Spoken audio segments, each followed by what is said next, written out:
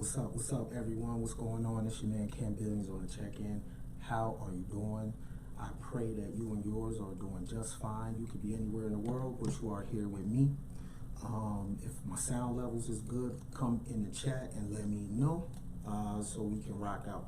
Today, I got a great video for you. It's called, Are These Your Ancestors? Right? And what this video is about, I'm going to look into the lives of some very, very, very great people that you may or you may not know.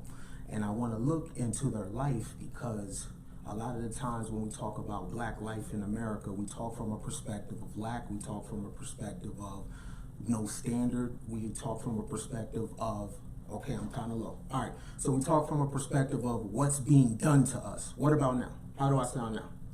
How do I sound now? Tell me about my levels so we can rock out, because I'm going to do a lot of reading, and I want you to guys take some notes on the names that I'm going to drop too. All right, so I just want to make sure my levels are fine. All right, what about now? What about now? How do I sound now? How do I sound now? How do I sound now? Let me know in the chat how I sound. I sound cool? All right, so this video is titled, Are These Your Ancestors? And I want to look at some great men and women in American history that trailblazed, and I want to look at some of their habits, and I want to see if their habits, can we apply that now? Because, you know, we talk a lot about systematic racism, fine. What we don't talk about is offense, okay? And a lot of people speak from a perspective as if black people in America never won, never achieved, and never succeeded, which that is a lie. I think that is the biggest trick that is played on people about the real true history of black America. It is very nuanced. Everybody did not lack. Everybody is not downtrodden. Everybody is not a welfare case. And I really want to talk about that, right? So, look, get your pen and pads out, because I need you to do further research on the names that I'm going to give you. Now, it's gonna be a lot of reading, because I need you guys to understand the lives of these people that I'm going to talk about. Great people. All right. So great people. A lot of people saying raise my volume. Okay. Great people. So I don't want to waste no more time. I want to get straight into it. You see the Cash App right there? Go ahead and drop it if I'm spitting some bars, yo. Let's get into it, right? I don't want to waste no more times. This is called, Are These Your Ancestors? All right, so you see the picture that's coming up. I need you to tell me, do you know who this person is? What is this gentleman's name? Anybody in the chat? Who is this? Who is this guy right here? You about to see his name come up. I want you to tell me exactly who this person is. All right, if you know this person, shouts out to you. If you don't know this person, you're going to get to know this person. Who is this right here? I want to wait a second. Who is this person right here? And why is he important? Anybody in the chat know who this person is? Anybody? I want to just take a shot at it. Anybody? Because this is important, right? Because we're talking about systematic racism. We're talking about, you know, black people are suffering in America, oppression. Man, okay, cool. Who is this guy right here and why is he important? Anybody know this guy? All right, I don't see nothing in the chat. No one knows this guy. Nope, not Booker T. Washington. Good try. Anybody else? One more crack at it. Anybody else know who this guy is? Anybody else know who this guy is? All right, okay. All right, it's cool. You don't know? I'm about to tell you. All right, his name is Ottawa W. Curley. All right, let's get into his lives. I'm about to read a little bit, and I'm about to go through some ill-ass names for your memory bank, so this helps your confidence. So when people talk systematic racism to you, you can go into your mental and bring out superheroes, real-life superheroes that got it done in America. So let's get it. This guy's name is Ottawa W. Curley. Just around the start of the 20th century, Ottawa W. Curley, a wealthy African-American landowner from Arkansas, traversed the United States to participate in the Oklahoma land run of 1889. The young entrepreneur just resigned from a presidential appointment under the President Grover Cleveland in order to strike out on his own. In 1906, Gurley moved to where? Tulsa, where he purchased 40 acres of land, which was only to be sold to coloreds. Black ownership was unheard of at this time. Now listen to this. Listen to this, peeps. Share this video because this is super important, all right? An educator and entrepreneur who made his wealth as a landowner, Curley purchased 40 acres in Tulsa to be sold to colors only. Senate Bill Number 1, the state's first piece of legislation prevented colors from residing, traveling, and marrying outside their race. Gurley's property lines were Pine Street to the north, the Frisco Rail tracks to the south, Lansing Avenue to the east, and Cincinnati Avenue to the west. Among Gurley's first businesses was a rooming house, which was located on a dusty trail near railroad tracks. The road was given the name Greenwood Avenue, named for the city in Mississippi. The area became very popular among African-American migrants fleeing from oppression in Mississippi. They would find refuge in Gurley's buildings as the racial persecution from the South was non-existent on Greenwood Avenue. In addition to his rooming houses, Gurley built 3 two-story buildings and 5 residences and bought an 80-acre farm in Rogers County. Gurley also founded what is today Vernon AME Church.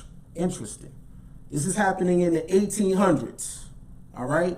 This is happening in the 1800s. Look at the business that this man is doing.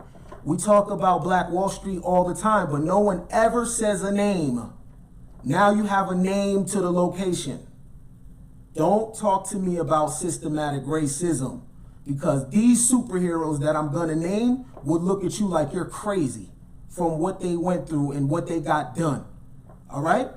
Of the 32 black townships that were established in America after the Civil War, 28 of them were in Oklahoma before it became a state.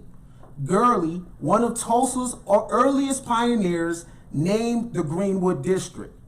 The still unpaved streets would also serve as Tulsa's racial dividing lines. After Gurley purchased the land, Tulsa began to grow. Black ownership was unheard of at the time, but under the state's Jim Crow laws, Greenwood was born out of necessity.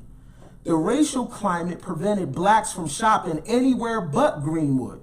Among Gurley's first businesses was a boarding house located on a dirt road crossing the Frisco tracks, which would later become Greenwood Avenue.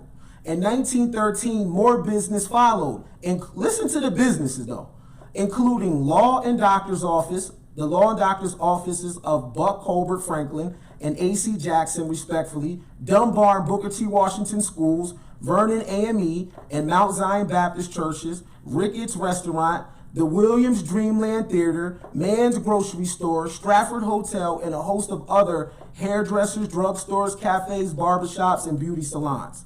The implementation of colored segregation set the Greenwood boundaries of separateness that exist here in 2014. This is the article that I'm reading, okay? Pine Street to the north, Archer Street, and blah, blah, blah, blah, blah. Okay.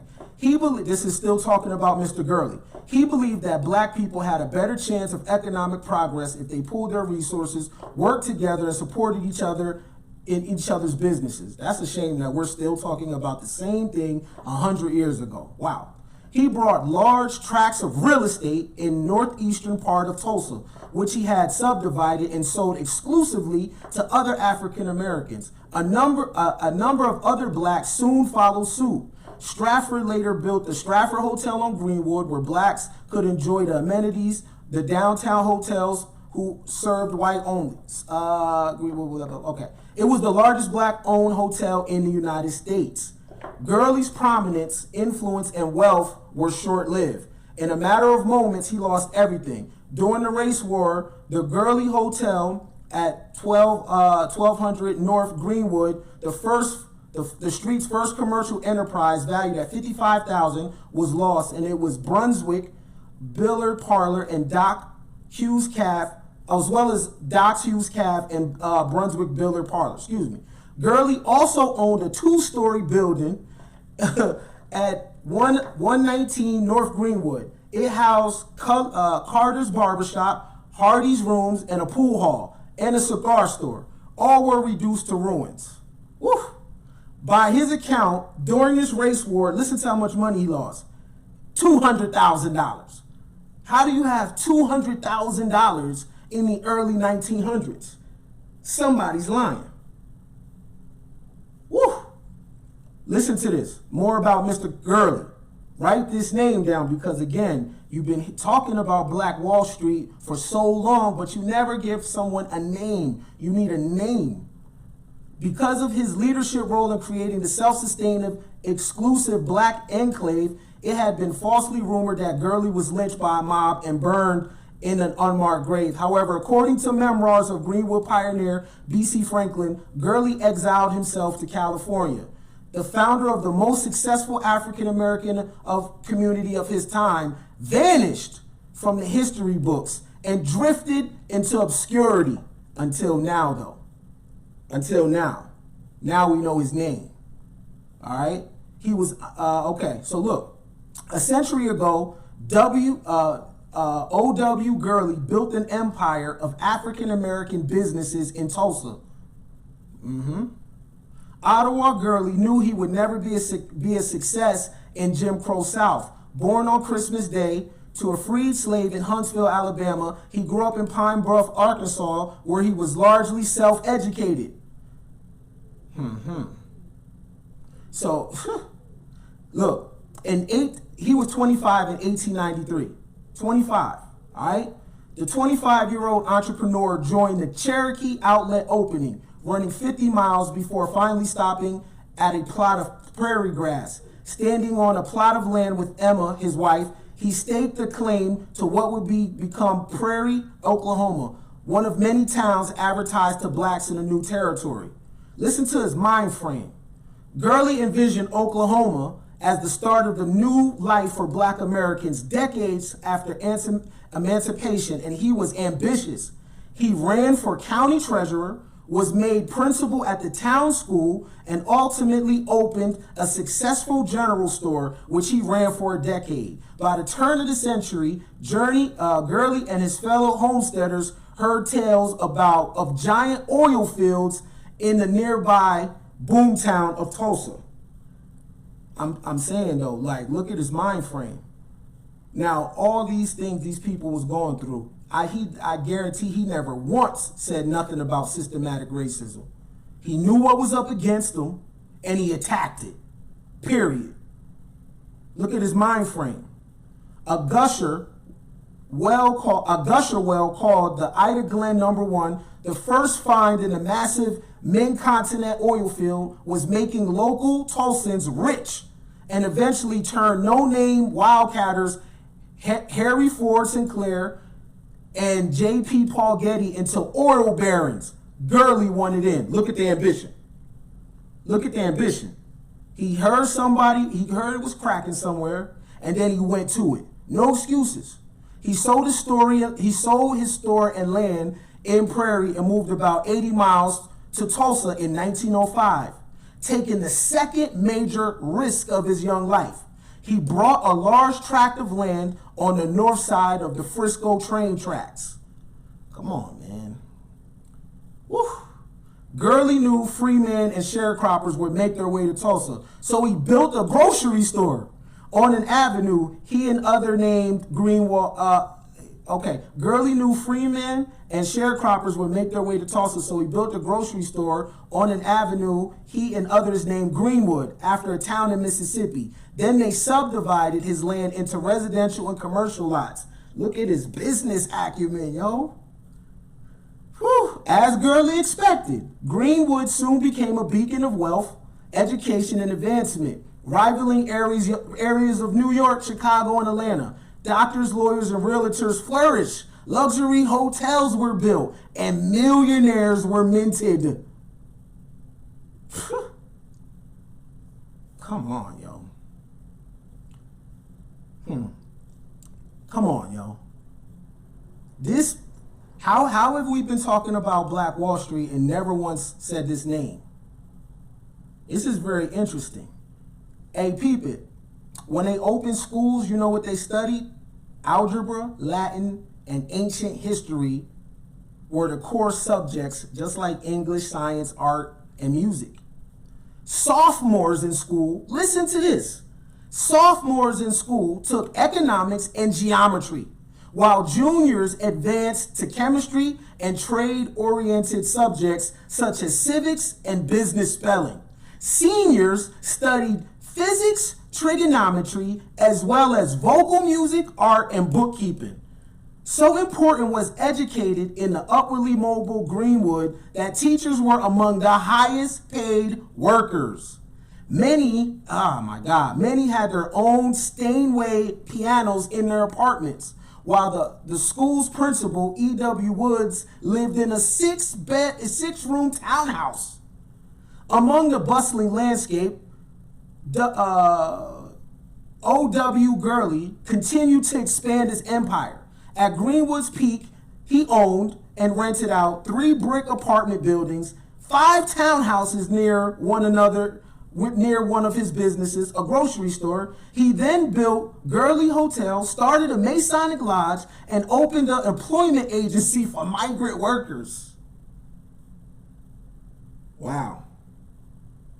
First of all, listen to what the children were learning. All right? Listen what the children are learning. Oh man, white man school. Okay. These people were not saying what you're saying. Don't worry. I have more superheroes. Now you don't have to look at Avengers for superheroes. Now you don't have to talk about Black Wall Street and ancestry without having a name. That is hella disrespectful to the ancestors. Who are you talking about? These people don't have names? See, when you put the names to the ancestors, then there's no excuse. You know why? Because if you put names to them, then you're going to look at superhuman behavior. And then you're going to have to look at their behavior and compare it to your own. Uh-oh. Because they wasn't saying none of the shit you're saying. This is O.W. Gurley. Got Tulsa cracking. And like this article said, he's been removed from history. Hold on, man. I want to give you a quote. This is a quote by the name of Goodwin.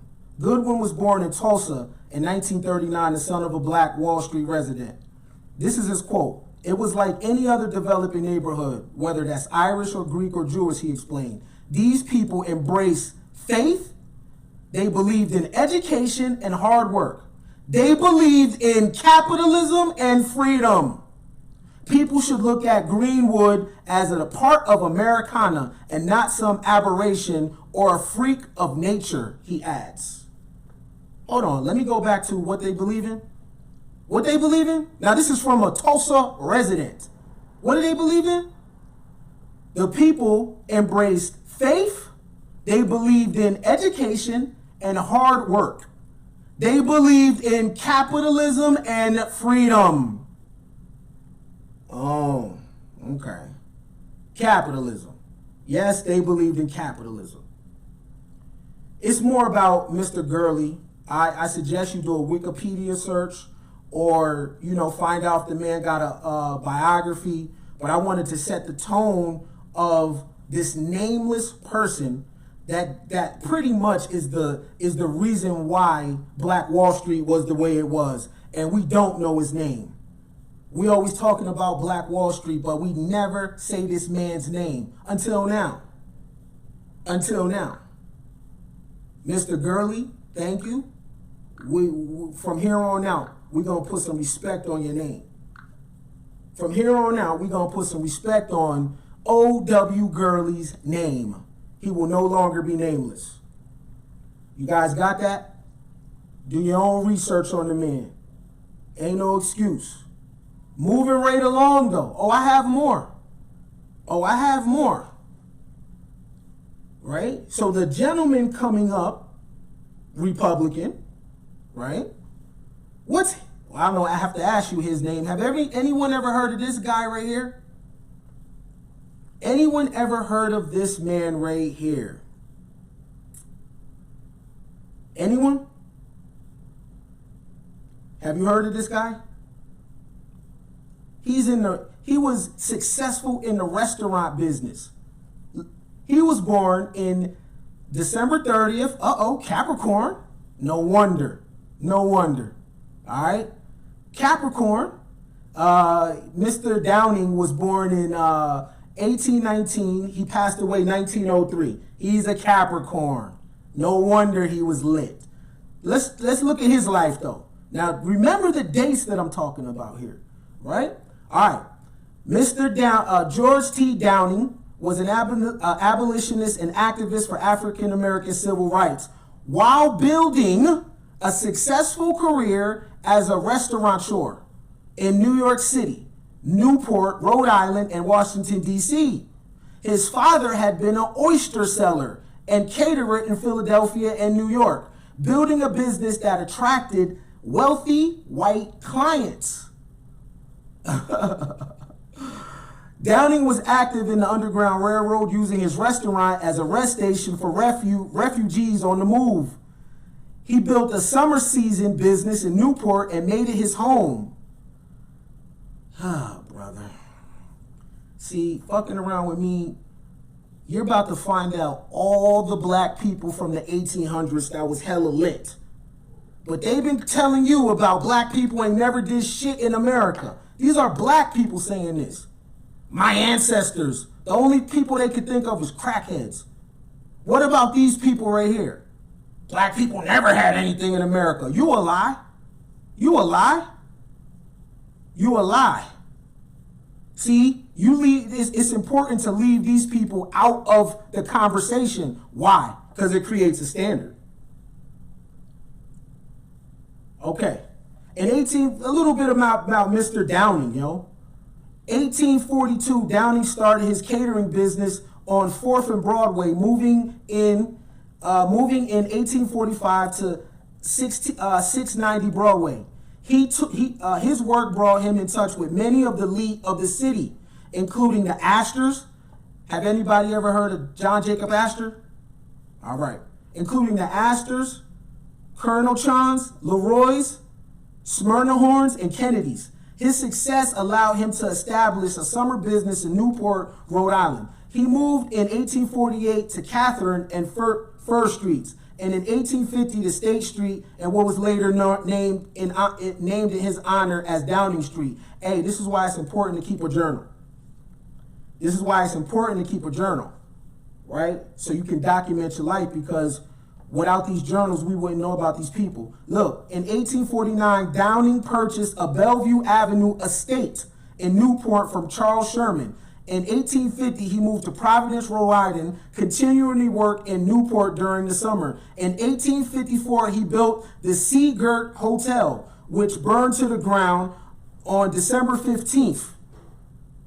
After December 15th, 1860, after suspected arson. Did he cry? Did he quit? Well, he probably cried, but did he quit? What did he do next? He replaced the building with the Downing block, part of which he rented to the government to serve as a hospital for the Naval Academy, which was temporarily operating in Newport at the Naval Station. Now, if average people, if their shit burnt down, everyone would be talking about life ain't fair. What did he do after his thing burnt down? He replaced it with something bigger and better. After the Civil War, 1865, Downing moved to Washington, D.C., encouraged by U.S. Representative Nathan F. Dixon II. He managed the House Rectory for 12 years. In 1877, he moved back to Newport, where he retired. Let me tell you something about his father. This great man's father. In the early days of the New York Herald, Downing's father had loaned money to James Gordon Bennett Sr., helping him keep the paper afloat. Who the hell is he? Who's James Gordon Bennett? Let's find out who James Gordon Bennett is. Now, these are black people in the 1800s. Who is James Gordon Bennett? James Gordon Bennett is the founder of the New York Herald.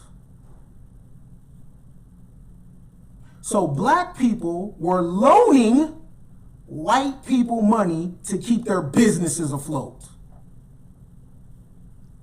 Okay. In the 1800s. Let me say it again. This was no coercion. This is a business deal. In the 1800s, black people were loaning white people money to start their business. James Gordon Bennett he was the founder and editor and publisher of the New York Herald, and a major figure in American history in terms of newspapers. And a black man funded his business, man. Oh, okay. Okay. This is common knowledge. You a lie.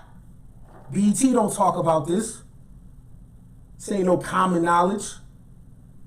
This is not common knowledge that James Gordon Bennett Sr., the founder and editor and publisher of the New York Herald, was funded by a black man. That is not common knowledge. You are a lie. No, you a lie. Common knowledge. No, LeBron James is common knowledge. Puff Daddy is common knowledge. Tekashi 6ix9ine, that's common. This is not common, because if it was common, then you wouldn't walk around feeling like a victim. If it was common, you wouldn't walk around feeling oppressed, because you would go right in your memory bank and think about superheroes that overcame way more hardship than you. This is not common knowledge. Hush that up. No, accountability is not common knowledge. If I tell you you're oppressed, okay. If I tell you, yo, you know you come from ballers in the 1800s, what you talking about? Stop it, man. Stop it. Common knowledge. Moving right along. I got more superheroes for you. That's quote unquote common knowledge. Now we about to make it common knowledge. That's what we about to do. We about to make W. Gurley's name common knowledge. Because when I hear about Black Wall Street, I never hear his name. And I never hear George T. Downing, the Oyster King, name. Common knowledge. Who is this man coming up? Another superhero. Another superhero. Who is this? Common knowledge, huh? All right. Who is this? Have you guys ever heard of Salem Poor? Have you ever heard of Salem Poor? Ever? He was born 1747, died 1802.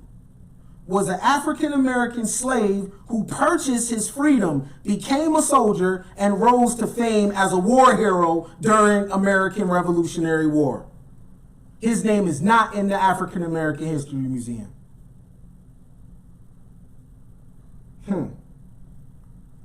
It doesn't say what month, but he's probably a Capricorn. Listen, man, Salem Poor was an African-American slave who purchased his freedom. First of all, hold on. Where are these people getting money from? Where did a slave get money from? Interesting.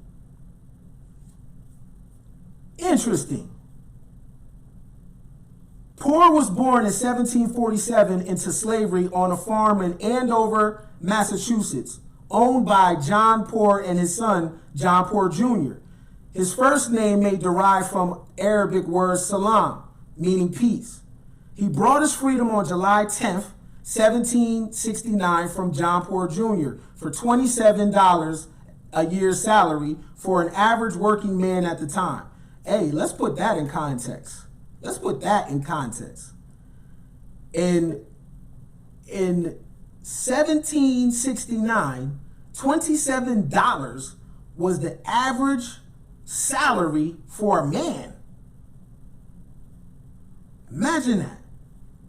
Before joining the Revolutionary Army in 1775, Poor lived in Andover with his wife Nancy, a free African-American woman, and their son. Now let me get into Poor a little bit, because this is very interesting. Because these people are nothing like y'all. In May 1775, Poor enlisted in the militia. He's a free man. Poor enlisted in the militia, serving under Captain Benjamin Ames and Colonel James Fry's regiment, opposing the British troops occupying besieged Boston. He is best remembered today for his action during the Battle of Bunker Hill on June 1775, where he is credited with mortally wounding British Lieutenant Colonel James Abercrombie. Poor's valor and gallantry at the Battle of Bunker Hill prompted 14 officers, including Colonel William Prescott, to cite him for heroism and petition the General Court of Massachusetts with the following statement. The record due so great and distinguished, mind you, these are white men talking about a black man in the 1700s. Listen to what they say about this man. Salem Poor.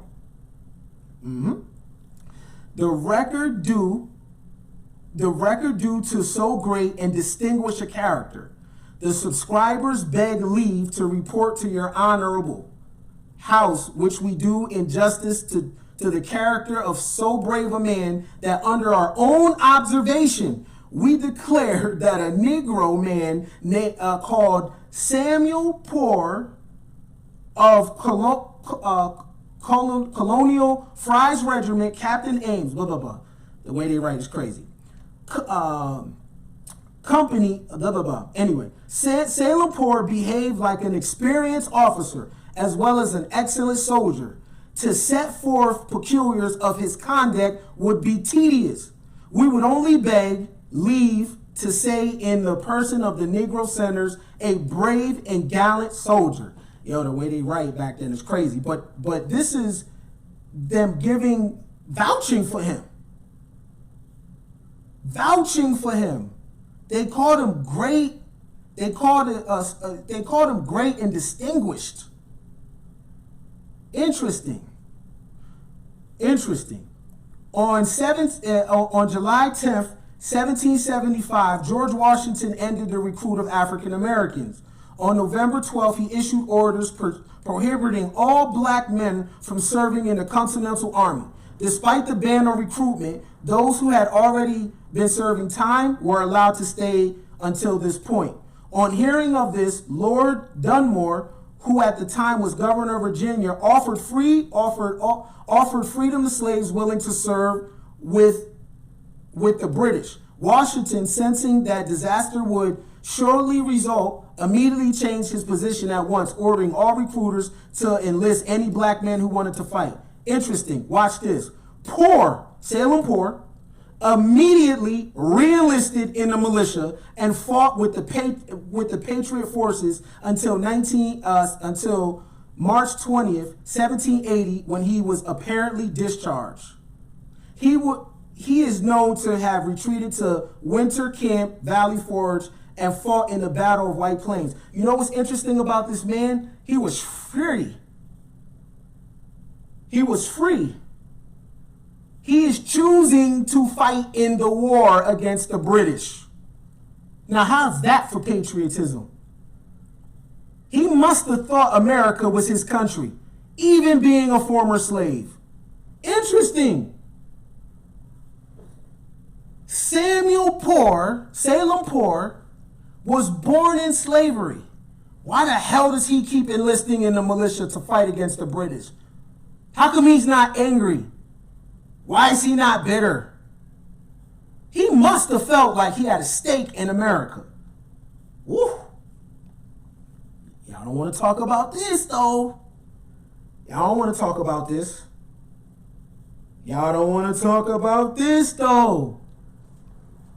Salem Poor. So, no more are the days when we say strange terms like the ancestors. Who the hell are you talking about? The ancestors. Who is that? Who is that? These people need names. How can you honor the ancestors with no name? The reason why I believe people don't put a name to these people, because if you put a name to these people, you start putting expectations on the group. And y'all don't want no expectations. Y'all want white people to have all the expectations. Y'all want white people to exist at a certain character, and you get to do anything you want, but it don't work like that. You expect white cops to be righteous. You expect white city officials to be righteous. You expect white directors to be righteous while you get to do whatever the hell you want? No. The reason why you don't name the ancestors is because the ancestors did not behave like you. They don't believe what you believe. They work harder than you, and they got more done than you. How about that? I can be a coon. That's fine. But I don't care what you think of me. I care about what they would think of me. W.O.W. Gurley, George T. Downing, Salem Poor. I care about what they think, not you. How about that? But moving right along, because I got more superheroes. Now you don't gotta look at the Avengers. You don't gotta look at Tony Starks and Spider-Man and Batman. You could look right in American history. Woo! There's another name coming up. Have you ever heard of this man? Another one. Born in a time where I don't believe a lot of average black Americans could survive. Because if you get uptight about a Karen, you wouldn't do shit at this particular time. Have you guys ever heard of this man? What are you guys gonna do? Colorism? Oh, he ain't black enough, huh? So y'all pick and choose who's black. He black today. Robert Church. Who is Robert Church? First of all, born 1839, died August 29th, 1912. Robert Church, an entrepreneur, businessman, and landowner in Memphis, Tennessee, who began his rise during the Civil War. He was the first African-American millionaire in the South. Church built a reputation for great wealth and influence in the business community. He founded Solvent Savings Bank, the first black-owned bank in the city, which extended credit to blacks so they could buy homes and develop businesses. As a philanthropist, Church used his wealth to develop a park, playground, auditorium, and other facilities for the black community who were excluded by state-enacted racial segregation from such amenities in the city.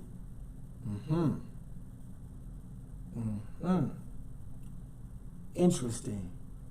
Robert Church. By 1878, Church had acquired considerable wealth. Familiar with the high death tolls from the 1873 yellow fever, he moved his family to safety outside the city during even the worst epidemic of 1878, as well as the following year. As the city was depopulated by the flight of 25,000 people during the 1878 epidemic and death toll of more than 5,000 people, the land was devalued. Listen to this. With that going on, Church saw a great opportunity in Memphis real estate and had the resources to buy up property holdings throughout the city. He acquired commercial buildings, some residential housing, and bars in the red light district, as well as undeveloped land. It is estimated that in his later years, he was able to collect approximately $6,000 a month from his properties. This is 1870s. Y'all do the math. What's 6,000 times 12? Somebody put it in the chat. I know the answer, but we need to see the number in the chat. This is how much he was making in the 1870s off his rental properties. Now you put inflation on that, just imagine. What's that? How much was he making off his properties, yo? How much was he making a year? Come on, chat. Put the number in the chat. What was the man making? So in 1870, in the 1870s, before the turn of the century, Robert Church was making 72 racks a year off rental property? Really? So are y'all gonna tell me again that blacks ain't what? America what? What America y'all talking about? See, no disrespect, but George Floyd doesn't define America to me. Neither does Rashard Brooks. Those are sad what happened to them, but they do not define Black America. People on welfare don't define Black America. Black America isn't just being bullied. Stop it.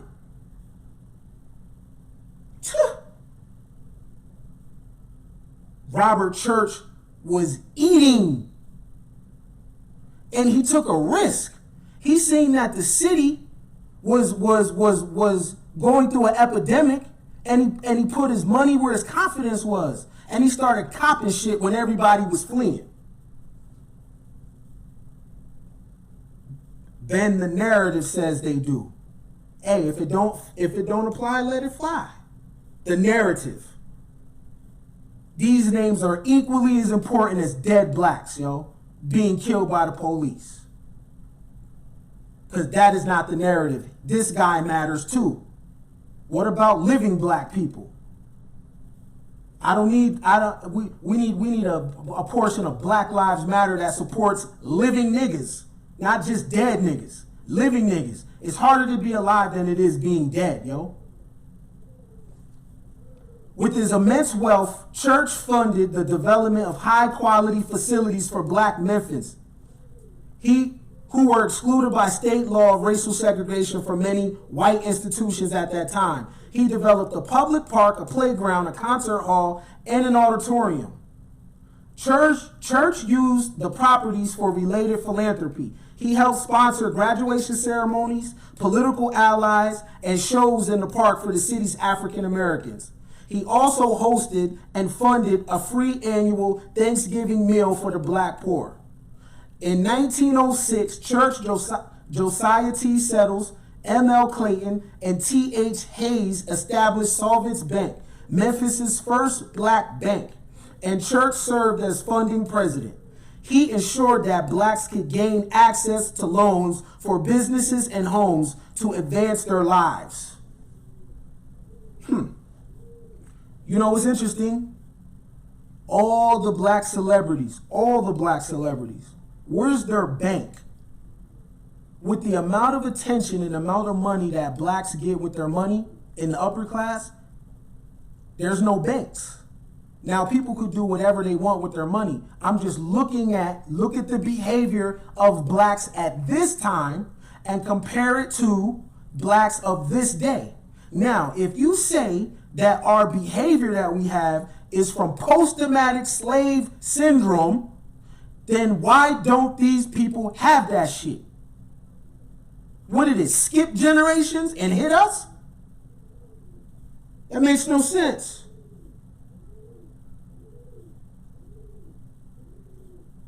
George Floyd's name has to come up. Do you know why?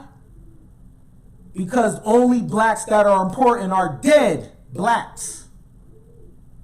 That's why. Don't worry, his family is good. They raised $13 million. They're good. But this name is equally important. What I can be cannot be just dead, yo. Cannot be just dead. I'm sorry. This has to get talked about. Because we got a legacy of success. We got a legacy of winning. We got a legacy of 10 toes down, yo. And it has to be talked about. It has to be talked about, period. We don't like my tone? I don't care. You like my delivery? I don't care. I only need one person to be like, damn, okay, I found my new superheroes. If one person gets it, I'm good.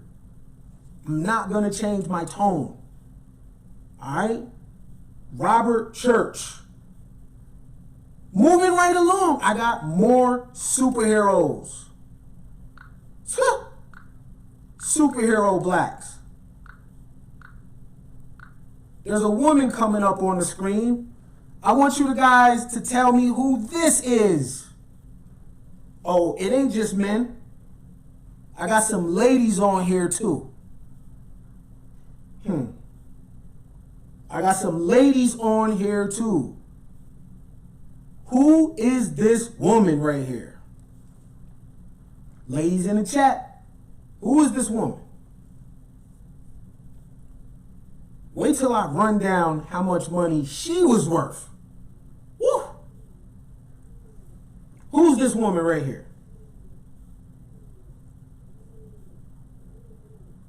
No, good guesses. This ain't madam. Who is this woman? Anybody? 2 more guesses. Ladies, come on. Who is this woman? Don't try to Google search neither. No cheating. Who is this woman? All right.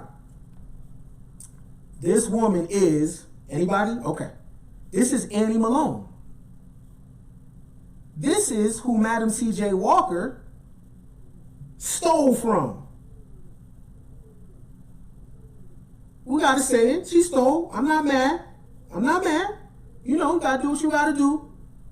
But this is Annie Malone. And they really depicted Annie Malone badly in the Netflix documentary. I mean, the Netflix series of Madam C.J. Walker. I love the visuals for young girls, but they kind of threw Annie under the bus. Yeah. They really threw Annie under the bus for real. All right, so check this out. This is Annie Turnbow. Malone was, I believe, a married name that she wound up taking. She was born in 1869 in Metropolis, Illinois, daughter of Robert, a farmer, and Isabella, a cook. Turnbow married Mr. Pope and blah, blah, blah, blah, blah. Okay, listen. Come on, so let's get it. Founder of hair care product line for African Americans, developed business into the Pyro System, a network of franchised agent operators who operated salons under Malone's guidelines for Paro products. Founded Paro College, she founded a college, y'all. Founded Paro College, 1917 in St. Louis, Missouri, the first school for the training of beauty culture, specializing in African American hair. Was also actively involved in numerous philanthropic organizations out the Midwest. All right. The word Paro is a West African term that denotes an organization whose aim is to discipline and enhance the body in physical and in spiritual form. So in the Madam C.J. Walker series on Netflix, Annie came up with that concept, not Madam C.J. Walker. All right. She copyrighted the name in 1906. Paro sales were spurred by Malone's understanding and use of modern business practices, such as press conferences, advertisements in African American newspapers, and the hiring of women as the most convincing sales staff for her products. One of those agents was Madam C.J. Walker.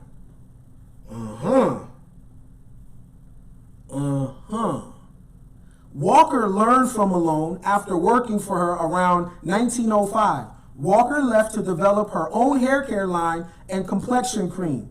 The next year, Walker moved to Denver, Colorado, and opened an office there. An Eastern Division opened the next year with an office in Pittsburgh, Pennsylvania. By 1910, Walker had headquartered her operations in Indianapolis and constructed a manufacturing facility. She was a millionaire when she died in 1919. Walker is often erroneously hailed as a pioneer in African American hair care products and straightening processes, though historical data indicates that Malone was indeed the true groundbreaker. Still, Malone's enterprise thrived well during the first decades of the 12th century. In 1910, she opened up larger offices at 3100 Pine Street in North St. Louis. 3100 Pine Street in St. Louis. In 1917, she opened the doors of Paro College, the first cosmetology school geared towards training specialists for African American hair.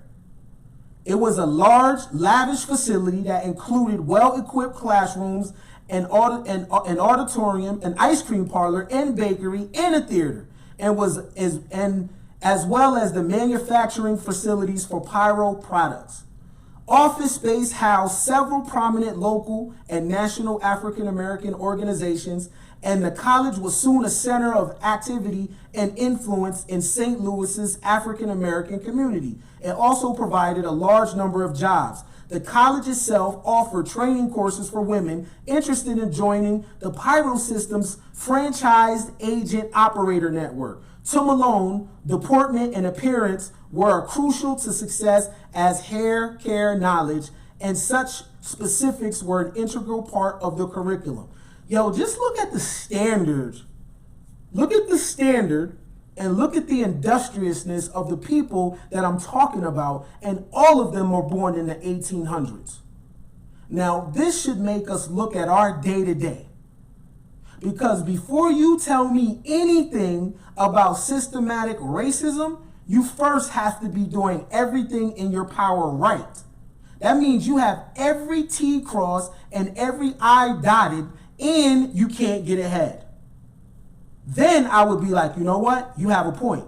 But if you have habits that can be corrected, then you can't use racism as an excuse. Because you don't know if you were to correct those habits, would you get where you got to go? Now, I don't mean everybody. I am not the savior of the Negro population. So, and I don't inherit Negroes' pain either. I'm only talking about those that are dreamers, those that are industrious, and those that have a use of their imagination and can see them and their tribe being more than what they are right now. Period. Malone married the husband from which she took her best known name in 1921, but her union with Aaron Malone proved a disastrous one for the company. Malone's pyro system continued to expand, and it was estimated that at one point in the 1920s, her personal worth had reached $14 million. Let that sink in your head. Miss Annie Malone's personal worth was $14 million over 100 years ago. Really? Black America is I heard T.I. say America was never great for black people. But he's so cracked though. He's so cracked. You got to do what you got to do. But I'm saying, only in America can you be a crack dealer and now you're a millionaire and you got shows syndicated on TV. Only in America can you rise out the ashes like that. But it's a lie though. America is what you make it. It's not great for nobody. It's what you make it. Sometimes you get in the short end of the stick. Sometimes you get in the long end of the stick. It's the best of times and the worst of times simultaneously. America is not great for nobody. However, it is what you make it though. And history has shown that if you have an ideal and you move forward and you work extremely hard, that you can be whatever it is that you want to be. Is there politics at play? Sure there is. But you got to know how to play the game, and everybody can't go. What I would like to see is people stop speaking up for people that don't want shit. Because what you're doing is you're looking over the talented people who really need help. Everybody don't want to move forward. Some people is good where they at, and that's their constitutional right. Period. $14 million in 1920s, but T.I. is talking about America never been great for black. That's just an excuse so people at the bottom don't do shit. Because you're like, yo, if T.I. said America ain't great, I guess it ain't great, but he's a millionaire. So it must be something because he got money. Thousands of Paro agents were doing business throughout the United States and the Caribbean. Malone moved out of the famed St. Louis facilities in 1930 when she opened new headquarters in Chicago. There at 44th and South Parkway sat what became known as the Paro Block. During much of the 1920s, however, the Malones had been involved in a debilitating power struggle that was kept hidden from all but a few closest to the Paro system executive offices, in which her husband was absconded as chief manager and president.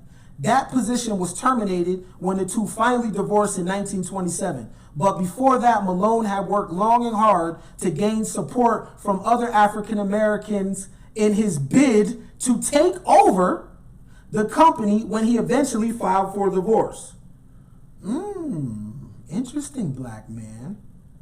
In court, he claimed that the vast success of his wife's business was due to the connections he brought to their union, contacts he had made prior to 1921, and thus asked the court to award him half the company.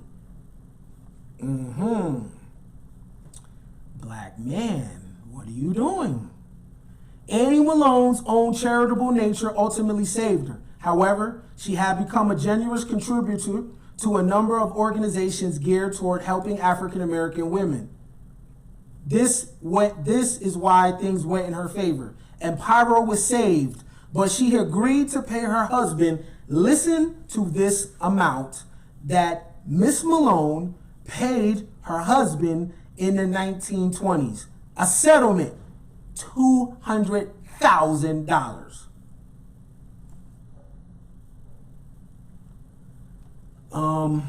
Sadly, I could read this going on. Annie died pretty messed up. Miss Annie was very generous with her money. She gave to a lot of African American causes, and she didn't die how she was supposed to.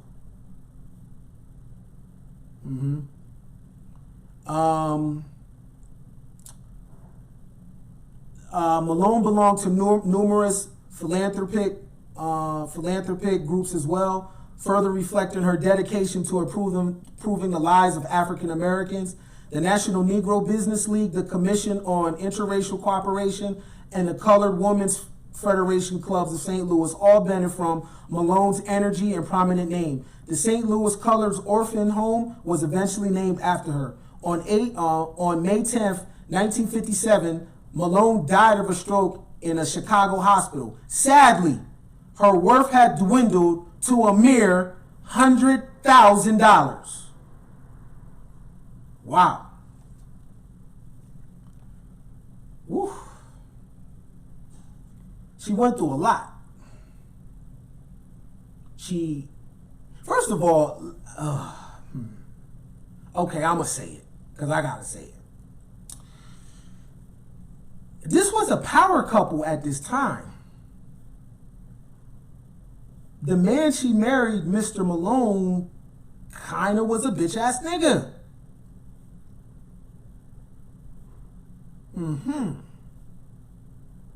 He was trying to take over his wife's company, something that she started before she met him. Systematic racism is not always the reason why your so-called ancestors don't have shit. Sometimes people just went through man and woman shit just like this. Because that $200,000 settlement that she paid him could have went back into the business.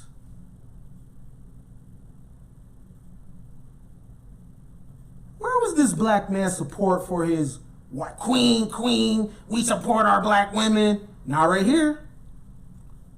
This was a prominent businesswoman in American history, and her husband undermined her. This is not the white man. Now, if a movie was made about this, y'all would be mad talking about it's depicting the black man in a bad light. But it ain't the bad light when it's the truth, though. Sorry, niggas, you're not gonna be Superman and everything.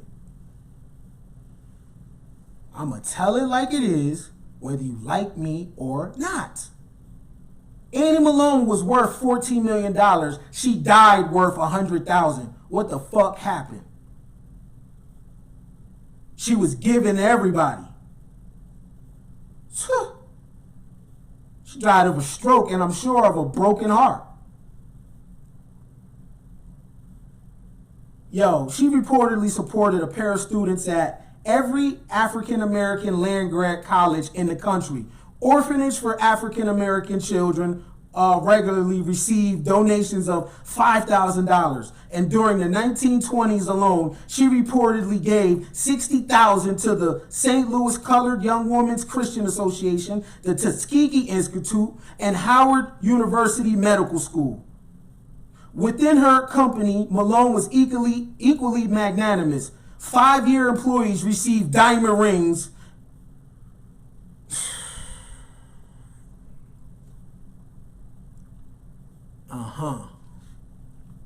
But the black woman ain't shit though. And the black woman is the reason that the black family is fucked up. But if I do a film and it doesn't promote the black man as the man of steel, you're gonna not support the film because what, niggas gotta be Superman? Stop that. You gotta tell the truth.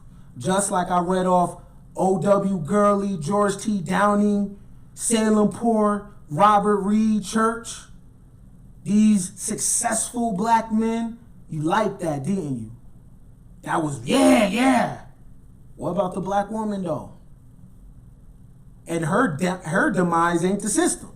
Her demise is giving too much and her ex-husband. Oh, I ain't allowed to say that though, huh? Well, I'm gonna say it. Cause ain't no way in hell Miss Annie, that was worth $14 million in the 1920s, should have died with a broken heart and $100,000. Who the hell has first of all, $200,000 right now is a lot of money. So who the hell has $200,000 to give away in a settlement in the 1920s? Cause nigga, you wanna act a fool. Listen to this.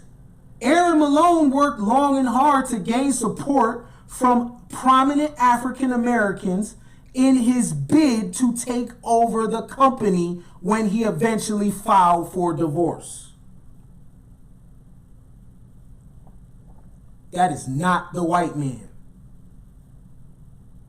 Now, this does not reflect every black man in America, because I just read to you 4 of them that was not like this. But I'm just saying, who has money to peel out $200,000 in the 1920s? And for real, if you a black woman and you trying to do business, baby girl, you ain't got to be an Instagram model. Nothing wrong with that, but I'm saying though, you can look down in your history of black women in business and you got superheroes. Talentless women do not have to be your superheroes, but it's your constitutional right if you choose to, but you don't have to, because Annie Malone was worth $14 million in the 1920s. Period. You can find new heroes, because I'm telling you, these ones that you're following, they're going to age out, because those tricks that was working before ain't going to work no more. Huh? Come on now. I got more superheroes though. I ain't done. I got another woman that you probably never heard of. But you gonna hear of her today. A picture's gonna come up on the screen. Anyone in the chat, do you know who this woman is?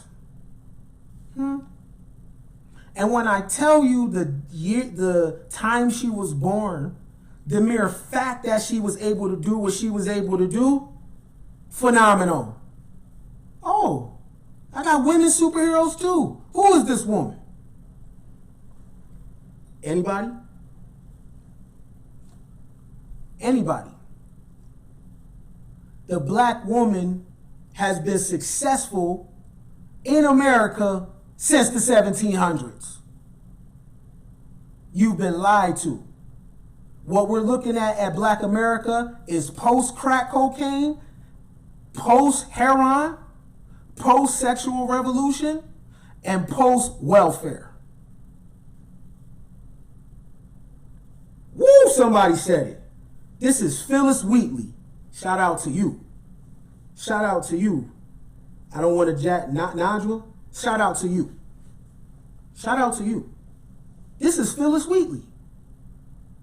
Phyllis Wheatley was born 1753, died December 5th, 1784. She was the first African-American author of a book of poetry. Born in West Africa, she was sold into slavery at the age of 7 or 8 and transported to North America. She was purchased by the Wheatley family of Boston, who taught her to read and write and encouraged her poetry when they saw her talent. Interesting.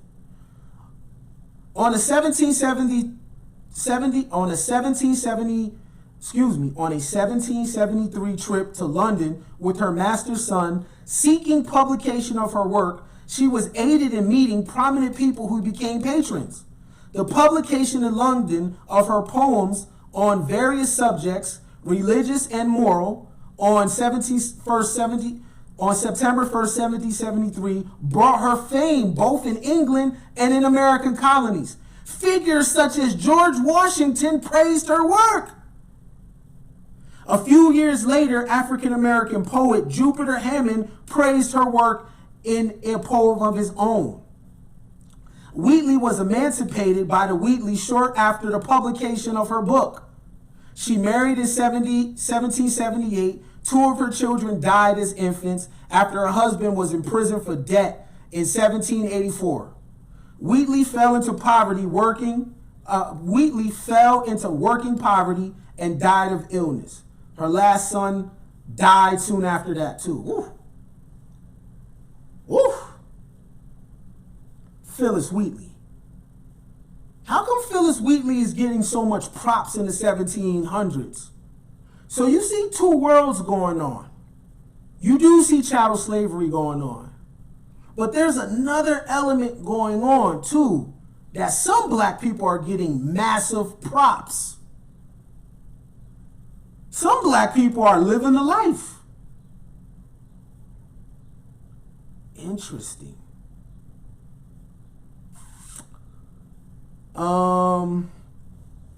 Phyllis Wheatley. Phyllis Wheatley wrote a letter to Reverend Samson Occam commending him on his ideals and beliefs on how the slaves should be given their natural-born rights in America. Wheatley also exchanged letters with the British philanthropist John Thornton, who discussed Wheatley and her poetry in correspondence with John Newton. Along with her poetry, she was able to express her thoughts, comments, and concerns to others. In 1775, she sent a copy of a poem entitled "To His Excellency George Washington" to the military general. In 1776, George Washington invited Wheatley to visit him at his headquarters in Cambridge, Massachusetts, which she did in 1776. Interesting. So Phyllis Wheatley is meeting as an equal with George Washington. But he owned slaves. True? True. So here's the complicated history of America.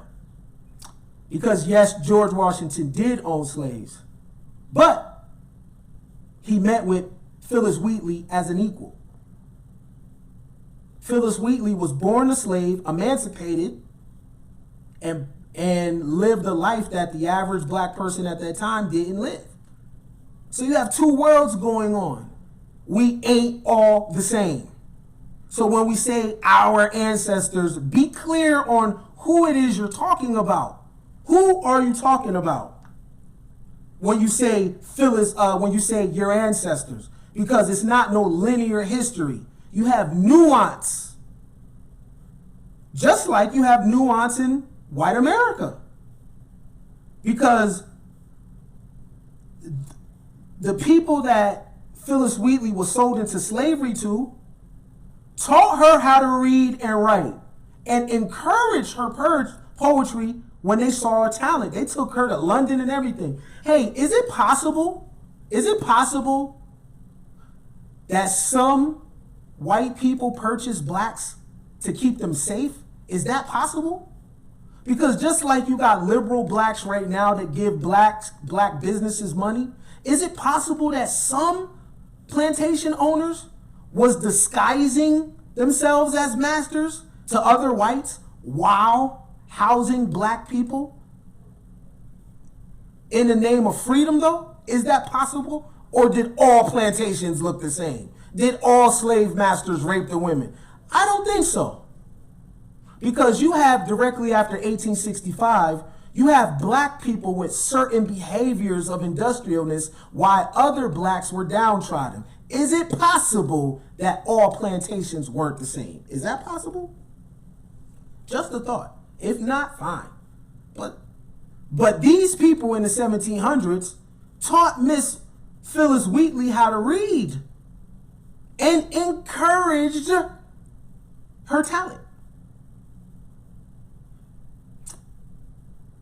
They took a trip to London to seek publication of her work. She was aided in meeting prominent people who became patrons. Hold on, man. Someone is lying about black history. Someone wants me to believe that we ain't ever been shit in America. Someone is telling me that when I go outside, I'm being hunted. Someone is lying. Because Miss Phillis Wheatley in the 1700s was meeting with George Washington as an equal. Interesting. Black women have been successful in America for 200 years. How about that? So when you hear the stat of, oh, African American women are the #1 entrepreneurs in the country, are you surprised? Are you surprised? Miss Phillis Wheatley in the 1700s was going to London to be a published writer. Interesting. Interesting. They are lying to y'all. Do you know why they're lying to y'all? Because there's power in belief. People need you to feel oppressed. You know why? Because if you feel oppressed, you're going to have a baby. And that baby's going to lack confidence. And that child is going to go out to the world and do dumb shit and go right to jail. People got stocks in that. They need you to be oppressed. Now, I'm not saying that there's not things that need to be fixed. However, if you open up a little bit of your mind and look back, not in Africa, but here, you will find every single thing you need to know. You are being lied to, played, and race baited. And black celebrities are your #1 enemy because they are successful as hell, but they are telling you about systematic oppression. If the system is so oppressive, how come it's working for them? What cheat code they got? How can a person making $10-20 million a year look you straight in the face and tell you the system don't work?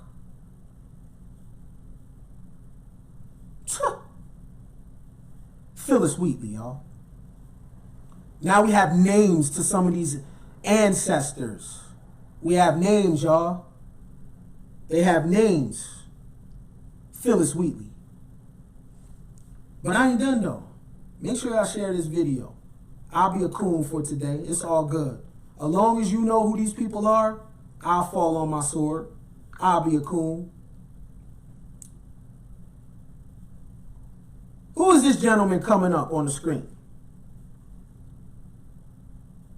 Now, listen to when I read some of his resume.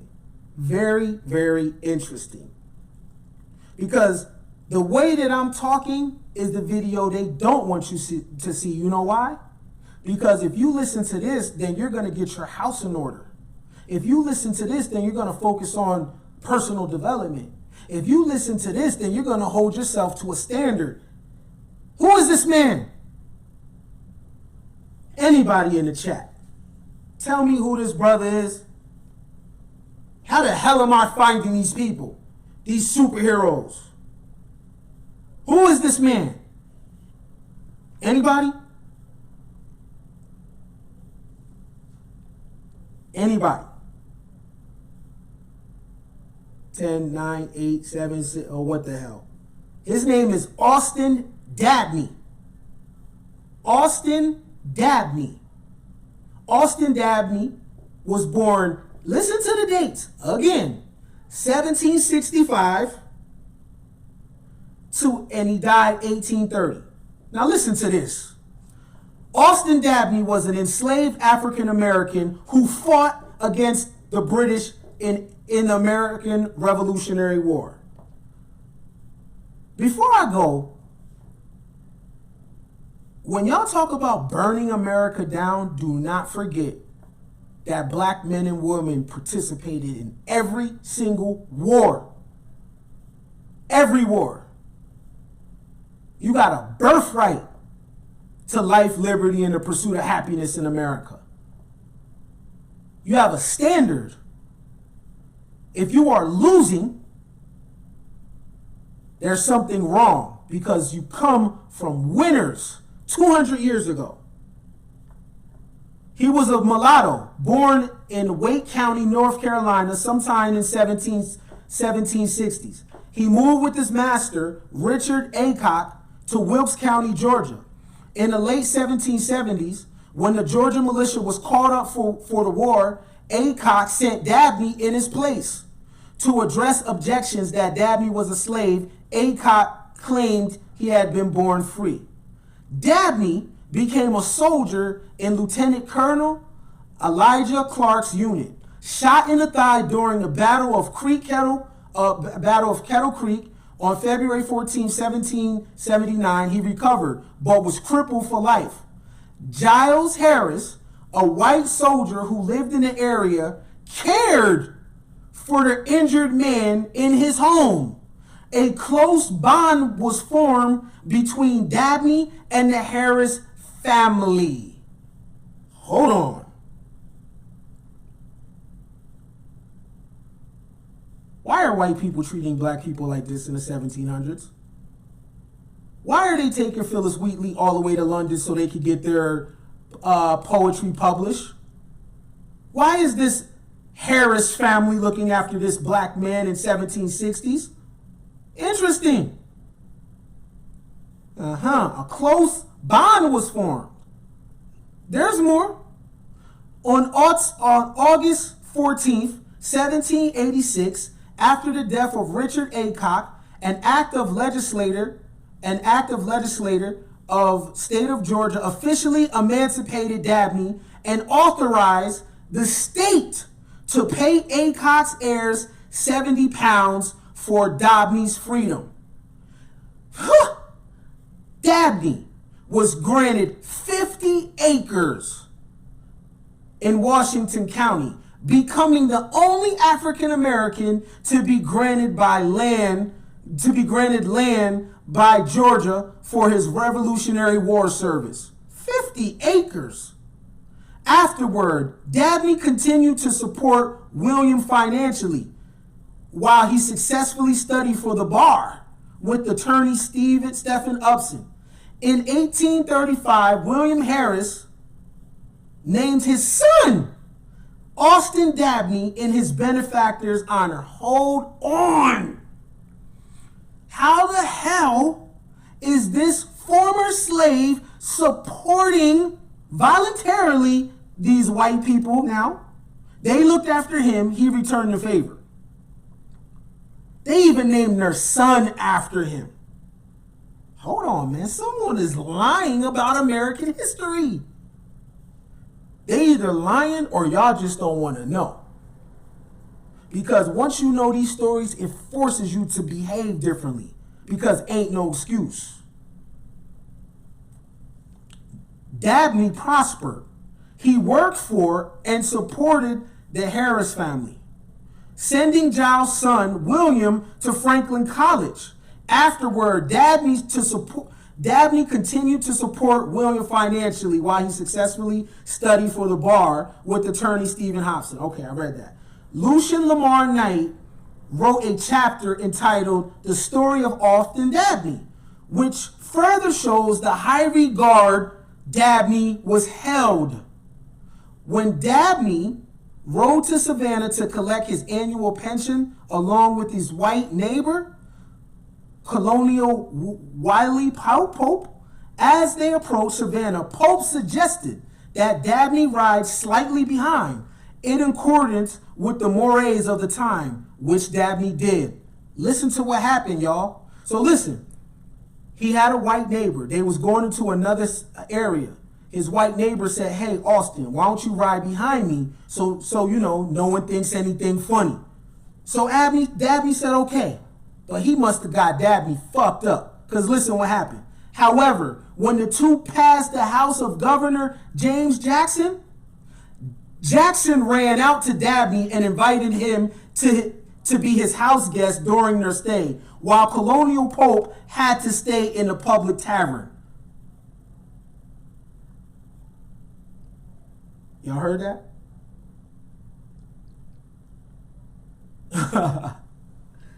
Austin Dabney was going to a white area with his friend, Wiley Pope, right? Wiley Pope suggested that as they're going to Savannah, that Austin ride behind him just to keep up appearances. But what happened when they got there, the House Governor James Jackson ran out to Dabney and invited him to be his house guest, while Colonial Pope had to stay in the public tavern. Come on, man.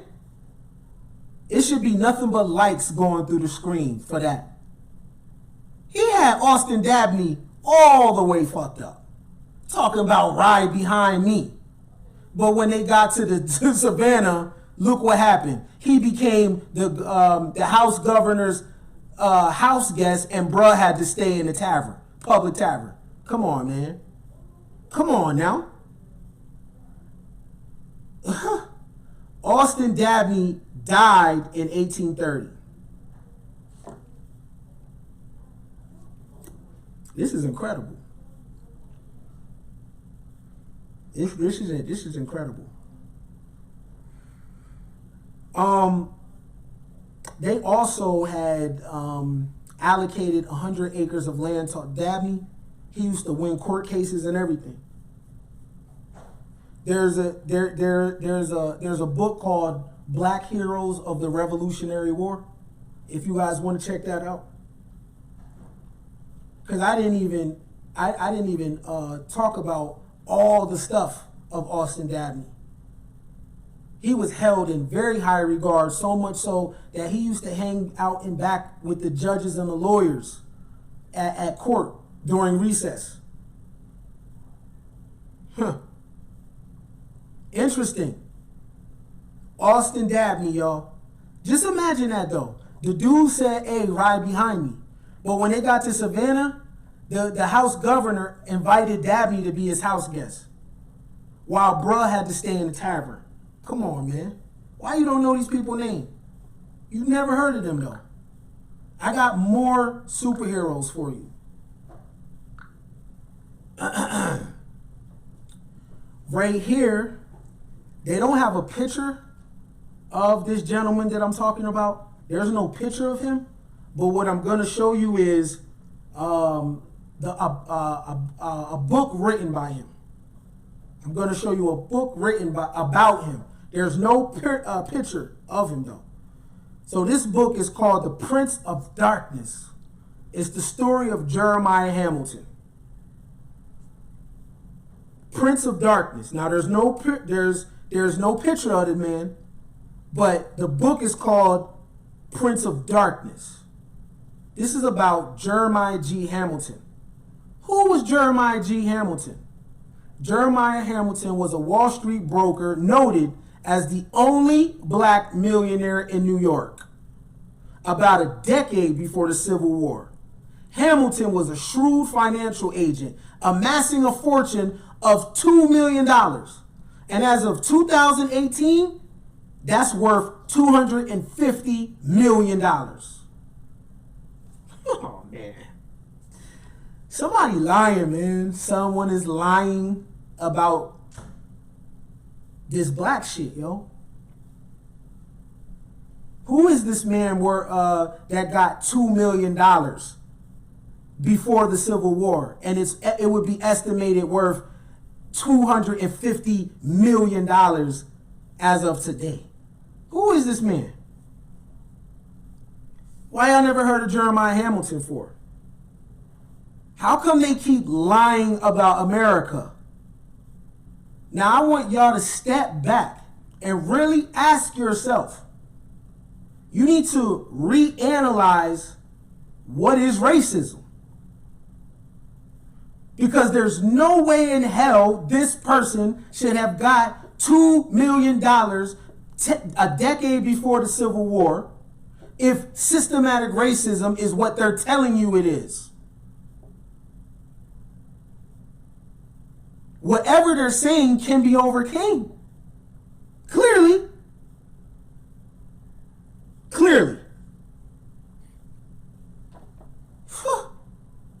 Wall Street broker. Interesting. Although he was the subject of newspaper coverage and his life provides a unique perspective on race in the 19th century, Hamilton is virtually absent from modern historical literature. Wow. Hamilton first came to prominence in 1828 after hiding out in a fishing boat for multiple days in Port-au-Prince Harbor in Haiti and eventually escaping the Haitian authorities. They had discovered he was transporting counterfeit coins to Haiti reportedly for a group of New York merchants. He was sentenced to be shot.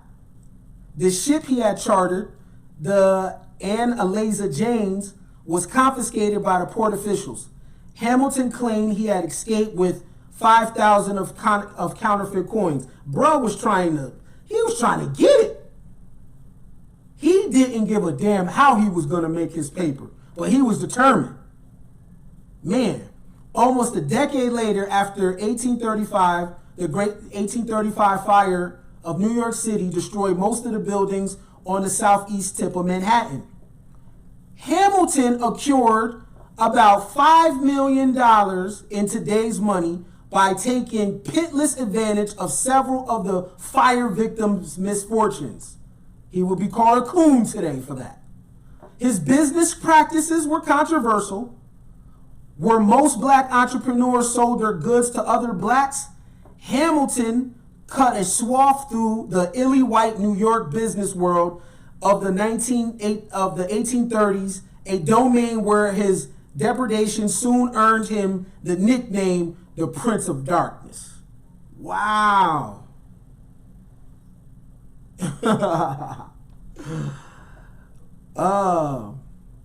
Others with even less affection simply called him Hamilton.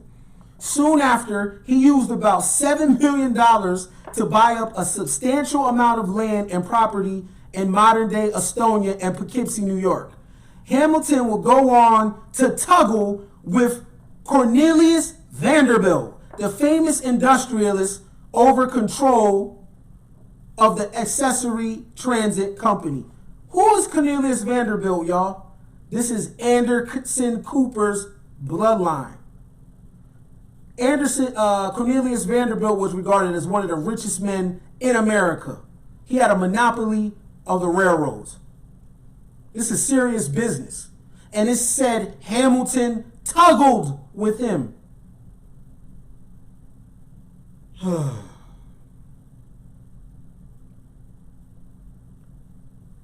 Who is this man that's tuggling with Cornelius Vanderbilt? Anderson Cooper's bloodline? Who is this man? Although he circulated among the financial elite and was wealthy, although He circulated among the financial elite and was himself very wealthy. He amassed a $250 fortune. Now, Hamilton was also a victim of racism against African Americans, so pervasive at his time.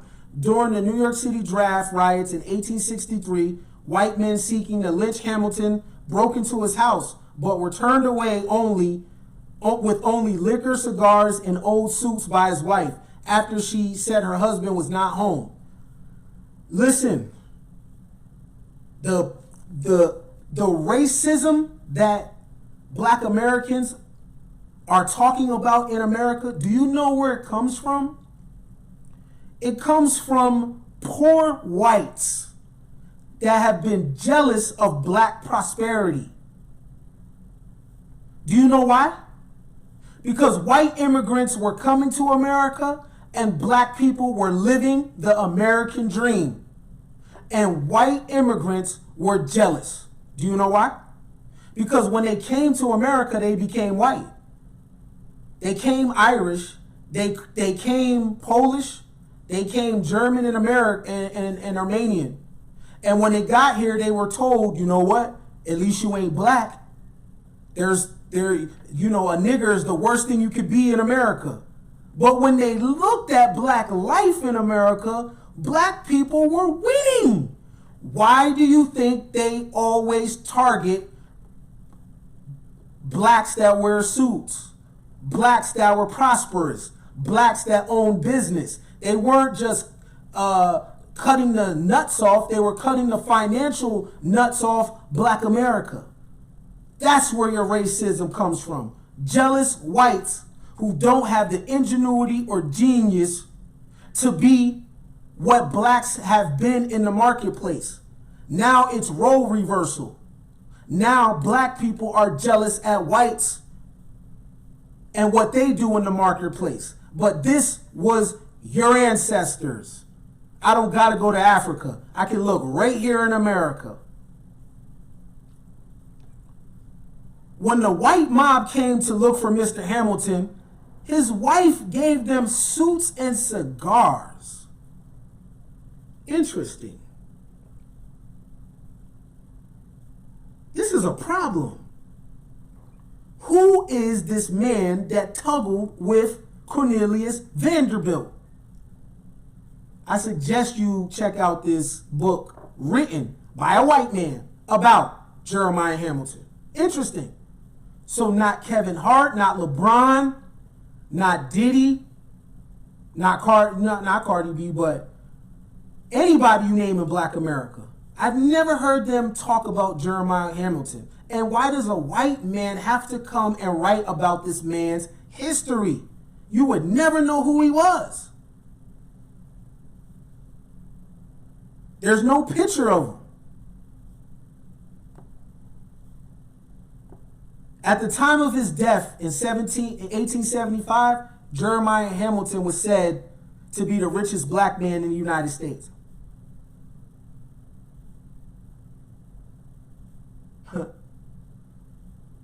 Interesting.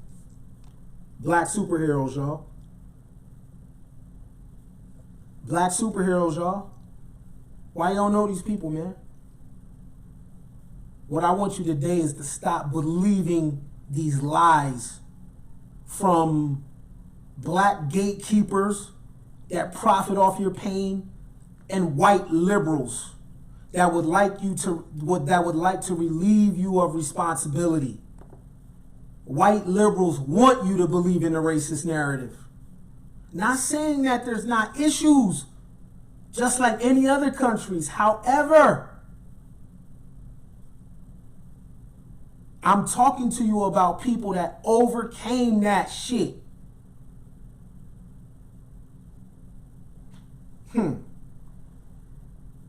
Right. Black people was living the American dream in the 1800s. They lying to y'all, man. They are lying to y'all. And I'm presenting the information that you have a choice. You can believe the lie or you don't. No, the majority of Black Americans are jealous of white Americans. They are. They are. Why do you think when it's protests, they go directly towards the businesses? That symbolizes class. But what I'm saying is the modern blacks are jealous of white wealth when black people already had it. Their jealousy comes from you think they got an advantage. They don't. They don't. Let me tell you what supersedes what you consider white privilege. Hard work, strategy, determination, deep focus, hustle, business. You can't be stopped. I'm going down names of blacks that existed 200 years ago that managed to catch a win in America. Now, everybody ain't gonna go. And I think black Americans have a real problem trying to be super nigga. You feel like, you know what, one black person is suffering, that means I can't move forward. Man, fuck that.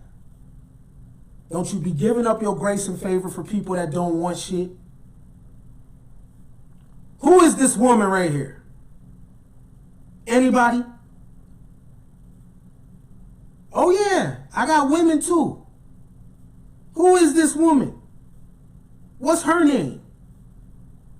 Woo, never heard of her neither, huh? Who is this woman? Anybody? Anybody in the chat want to take a stab at this woman right here? No? Fine, I'll tell you. This is Miss Mary Allen Pleasant. Right. It's allegedly a picture of Mary Allen Pleasant. The sad thing about blacks at this particular time, there's really no photos. There's no photos, and a lot of their births weren't recorded. So, you know. But this is who Google says Mary Allen Pleasant was. She was born in 1814,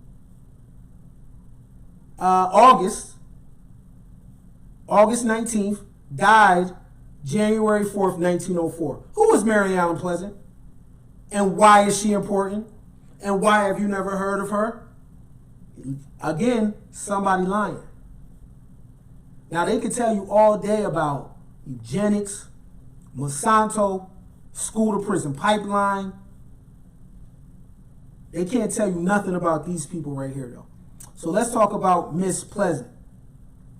Mary Allen Pleasant was a successful 19th century American entrepreneur, financier, real estate magnate, and an abolitionist whose life is shrouded in mystery.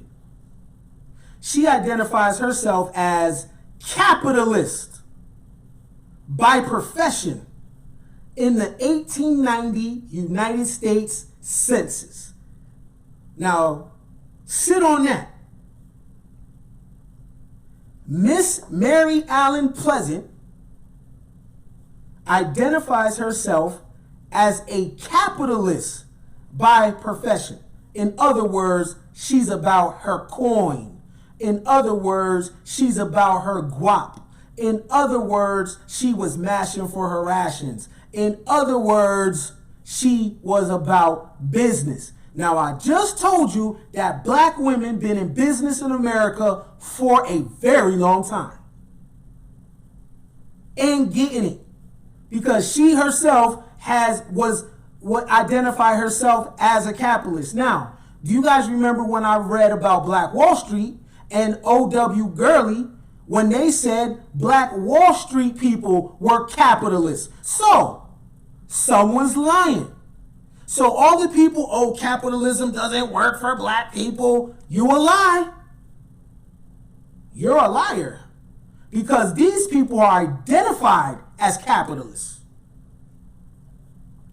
Then y'all got the nerve to wear a shirt talking about, I ain't my ancestors. You damn right you not. You cannot fuck with these people on your best day. And I myself have to even step my shit up, because when I'm reading about the lives of these people, it's no excuse. If America worked for them, it damn sure could work for me. Period. And as you see, They got their money up, and then they did their philanthropy. Poor can't help poor, yo.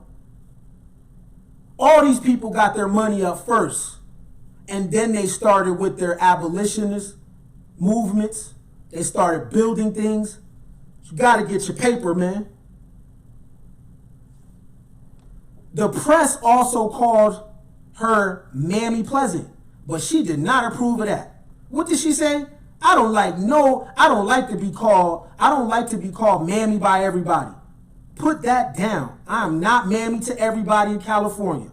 This is her talking now. I received a letter from a pastor in Sacramento. It was addressed to Mammy Pleasant. I wrote back to him on his own paper that my name was Mrs. Mary E. Pleasant. Listen what she said. I wouldn't even waste my paper on him. Look at how she's a feminist before the word even came out. Look at how she talked to him. I wrote back on this paper, my name is Miss Mary E. Pleasant. She said I wouldn't waste any of my paper on him, in her autobiography published in San Francisco Appendix. She got an autobiography, y'all. Look out for that. Woo.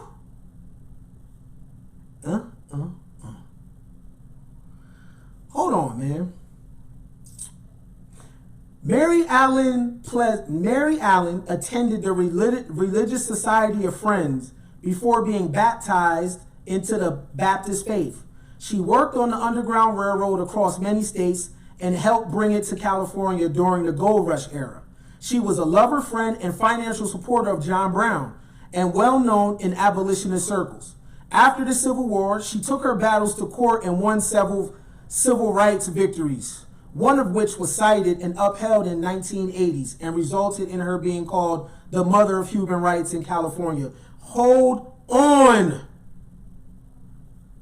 What are black people doing winning court cases in the 1800s? Somebody's lying. I thought the system was rigged. That's what y'all told me. This system is rigged. Why is this black woman going to court in the 1800s winning, though? Hold on, man. Now, is life fair? Nope. Are there innocent men and women in prison? Yes. And is it guilty motherfuckers on the street? Yes. Sometimes in life, you got to play the cards that you're dealt. But y'all motherfuckers are some liars. And the truth ain't in you. Y'all told me the system is rigged. Ain't no way in hell black people could win in this system. After the Civil War, Mary Allen Pleasant took her battles to the courts and won several civil rights victories. Okay. Y'all liars.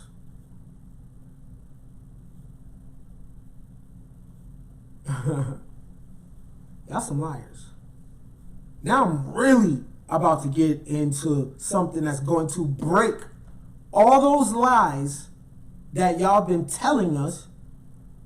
I'm going to break the lies that y'all been talking about black women, first of all. And I'm going to provide options for people. You got options. You could believe them or you could believe in yourself. And when I say them, you could believe in the collective lie that America does not work for black people. What are you talking about?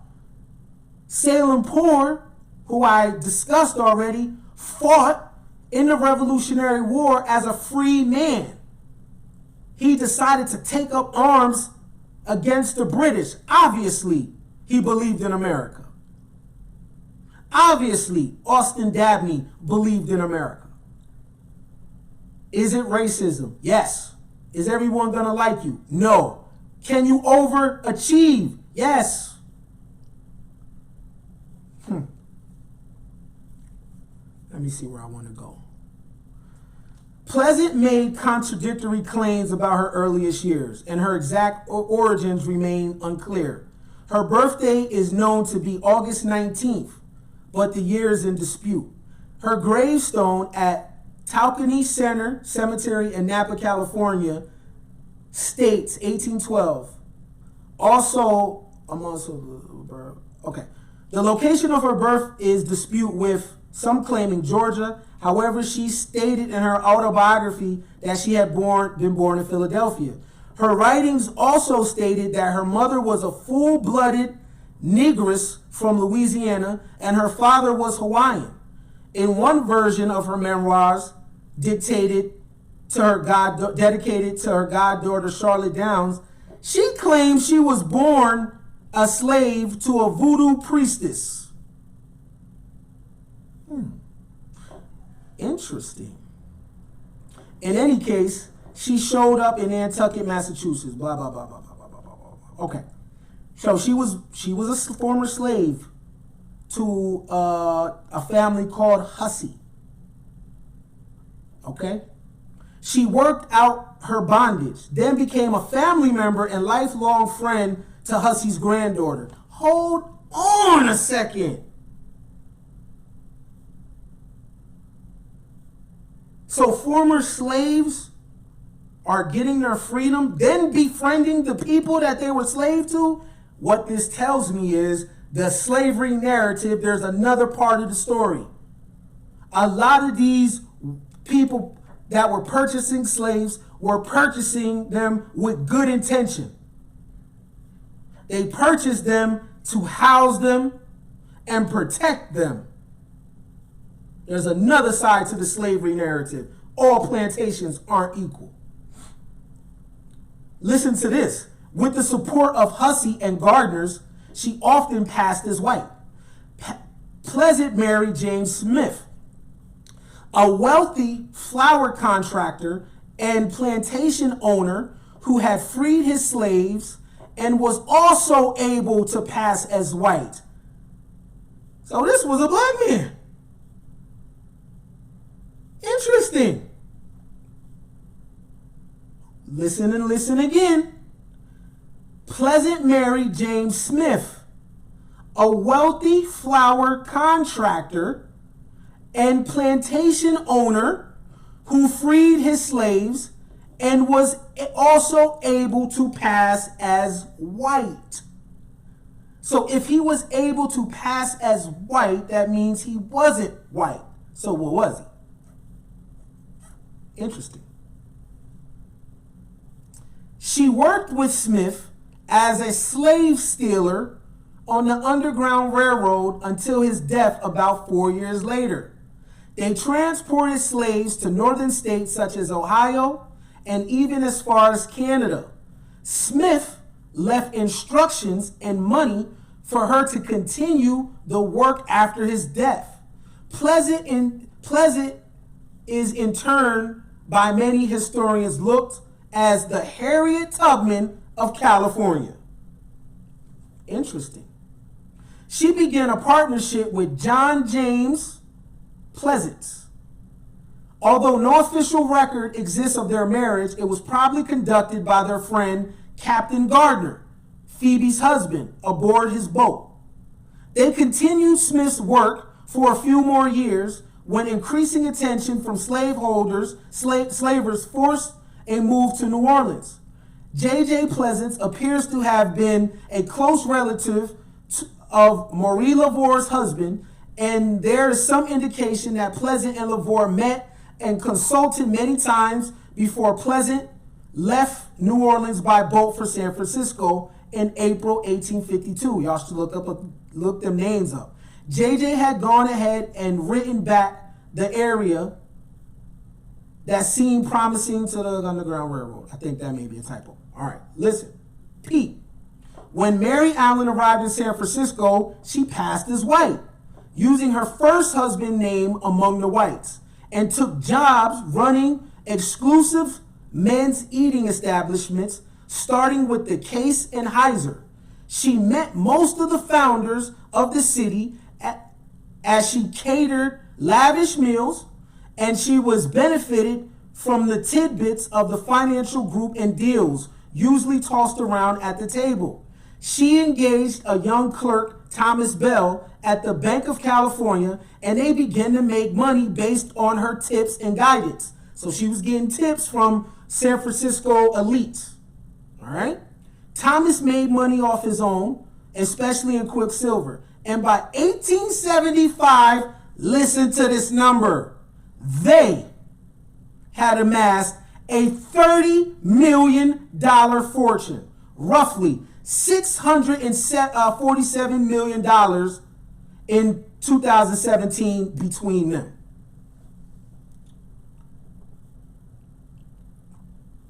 Let me put this in context.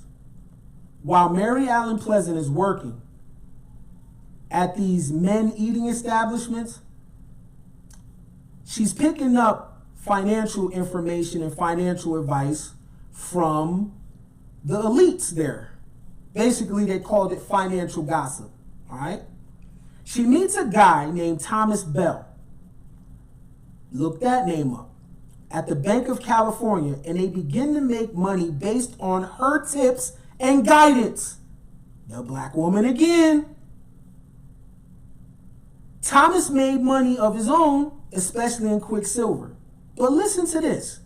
By 1875, they had amassed a $30 million fortune. In 2017, that was worth $647 million.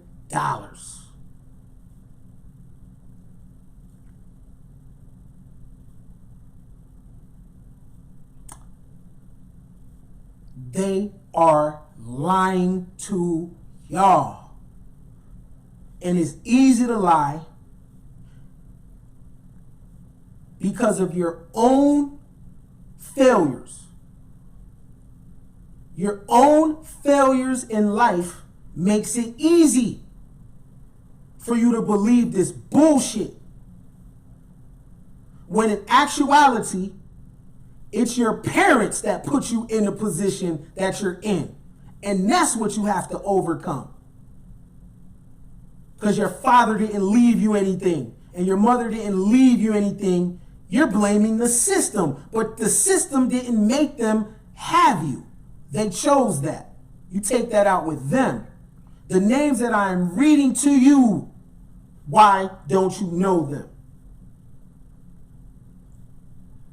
$30 million in 1875? The black woman. She gave this man financial tips. Interesting. The partnership was seen by many as illicit. The mansion she built in San Francisco for herself and Bell and his family was thought to be a brothel. JJ, who had worked with Mary Ellen from the slave stealing days to the civil rights court battles, died from diabetes in 1877. Mary Ellen did not conceal her race from other blacks and was adept at finding jobs for those brought in the Underground Railroad activities. Some of the people she sponsored became important black leaders in the city. She left San Francisco from 1857 to 1859 to help John Brown. She was said to have actively supported his cause with money. Yet again, another story of black people in the 1800s financing white people. There was a note from her in his pocket when he was arrested after the Harper's Ferry Armory incident. It was signed, initialed MEP.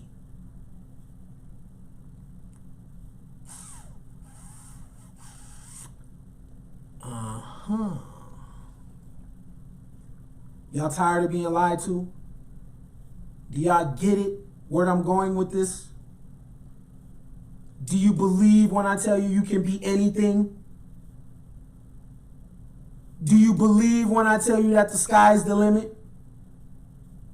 If you do, are you okay with everybody can't go? Everybody can't go, and they don't want to go.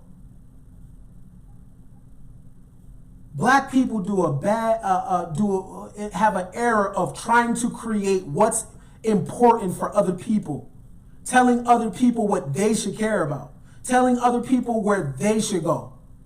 Come on, we need this, we need that. They don't even want that. You want that for them.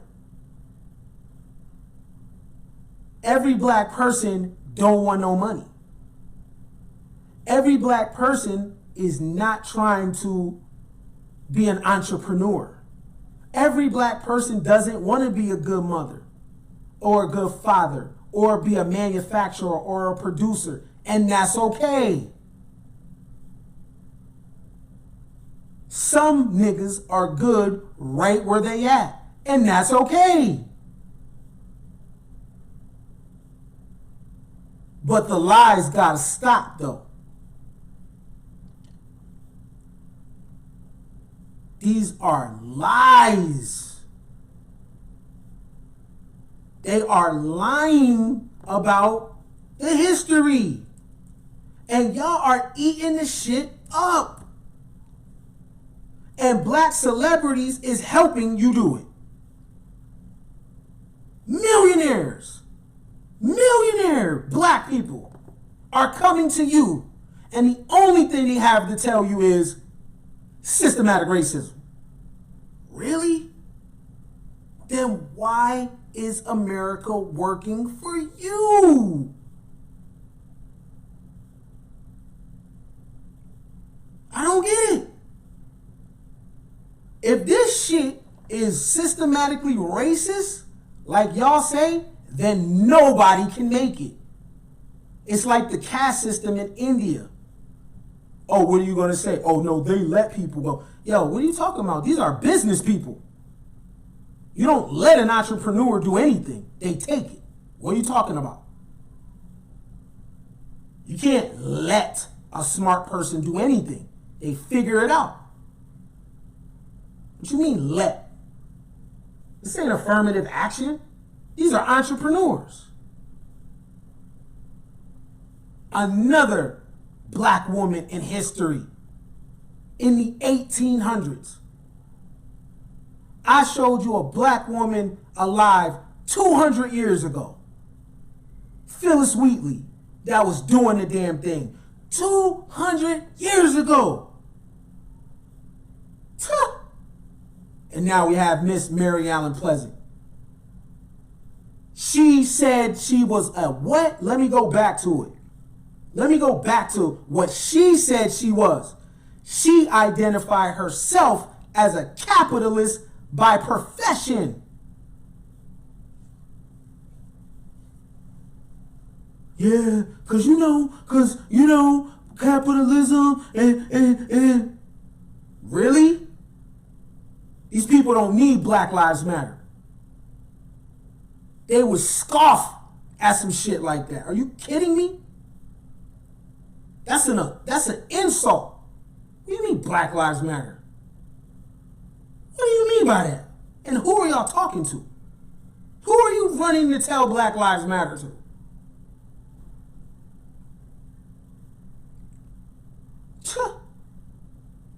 They wasn't waiting on nothing. And again, I'll say it again. Black women, you can look right in American history and you can find inspiration. Or not. It's on you. Right? I got more superheroes though. I got more. Oh yeah, there's more. I ain't done. You getting more smoke and more standard.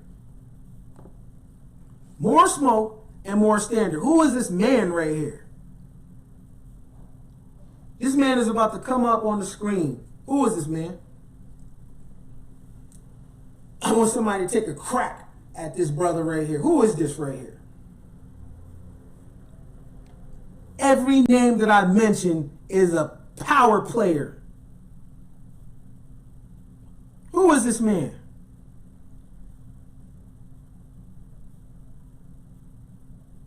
Who is this, y'all?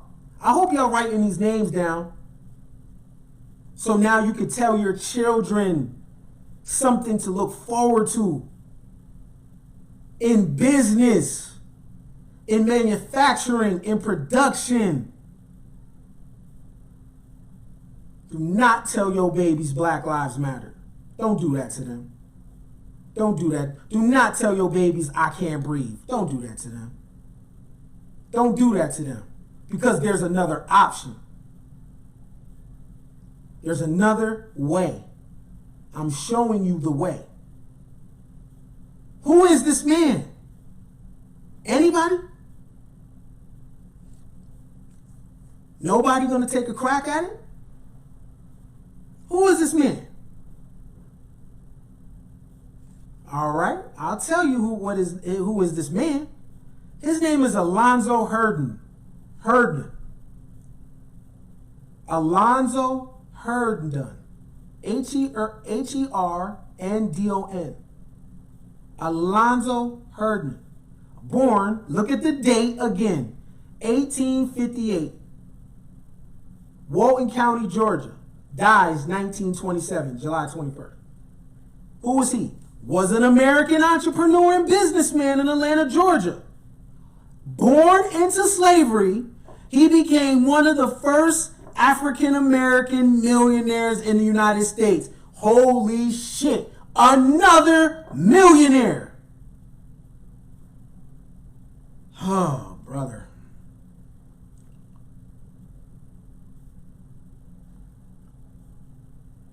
Another millionaire in the 1800s. Another one. Another one. Really? Somebody lying, y'all.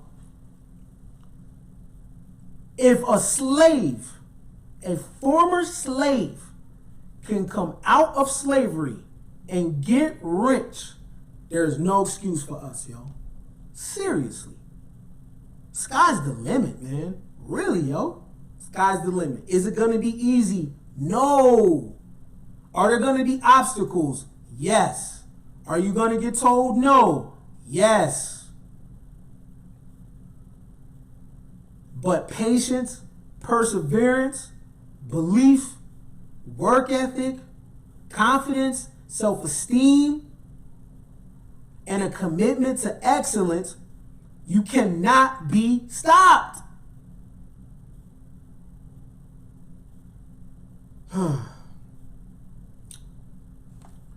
He became one of the first African-American millionaires in the United States, first achieving success by owning and operating 3 large barbershops in the city that served prominent white men. In 1905, he became the founder and president of what he built to be one of the United States' most well-known and successful African-American businesses, the Atlanta Family Life Insurance Company.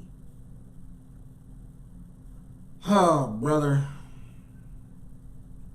What are y'all going to do from here? What are y'all going to do from here? Because ain't no excuse. What's the play from here? So now you got a black man in insurance. I pretty much covered every spectrum of business, from money lending to real estate to project management to poetry writing to military to hair care, Wall Street.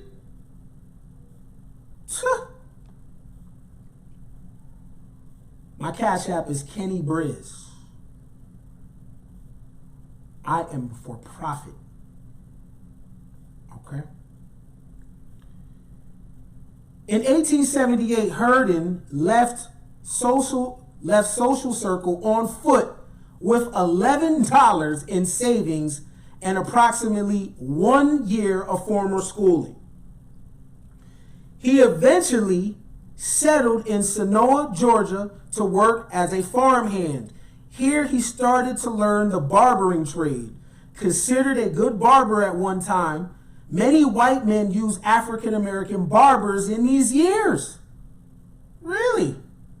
Later, Herndon opened up his first barbershop in Jonesboro, Georgia.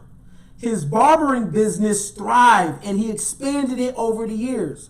After starting in the shop of another black man in Atlanta, Herndon later owned 3 barbershops in Atlanta, including a large one at 66 Peachtree that he fitted out with luxurious furnishings.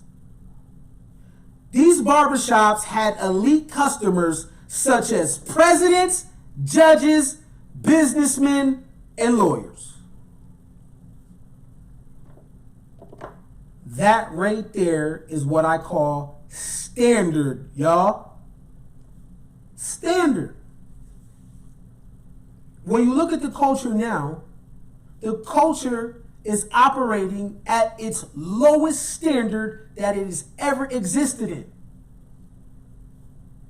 When you say that the behavior that we have now is from slavery, that's a lie.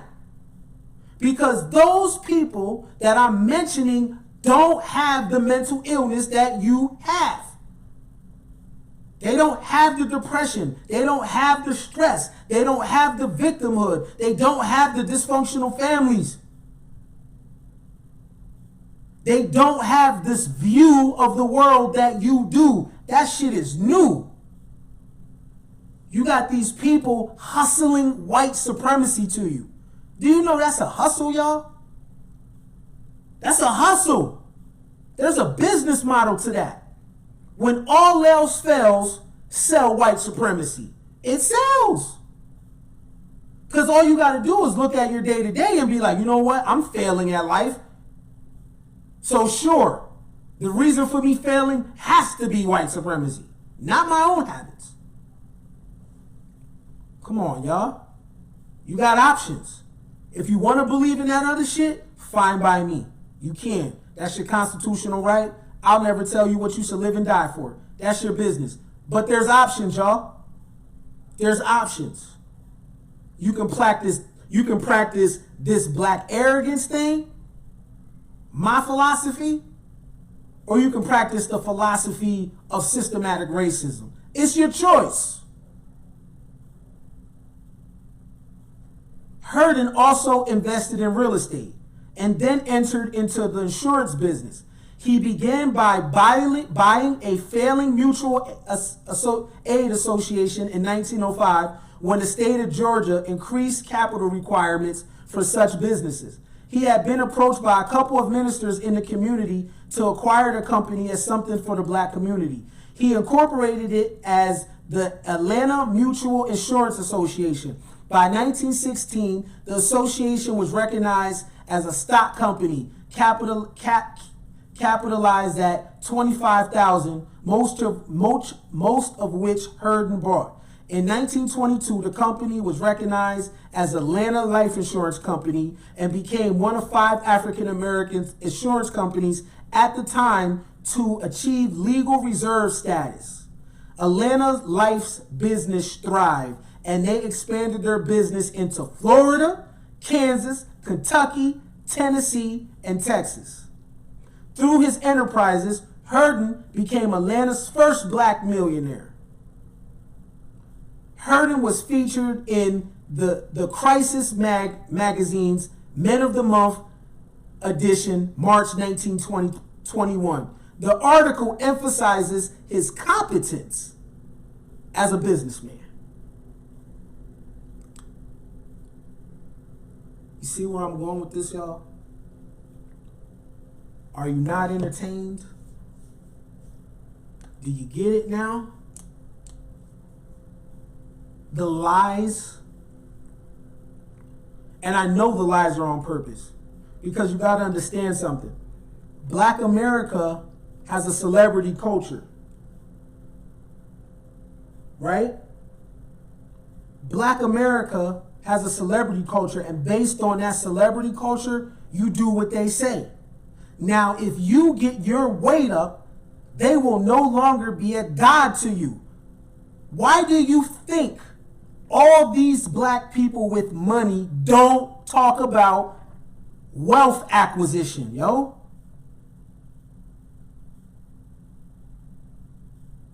Sean Puffy Combs can produce the hell out of some music.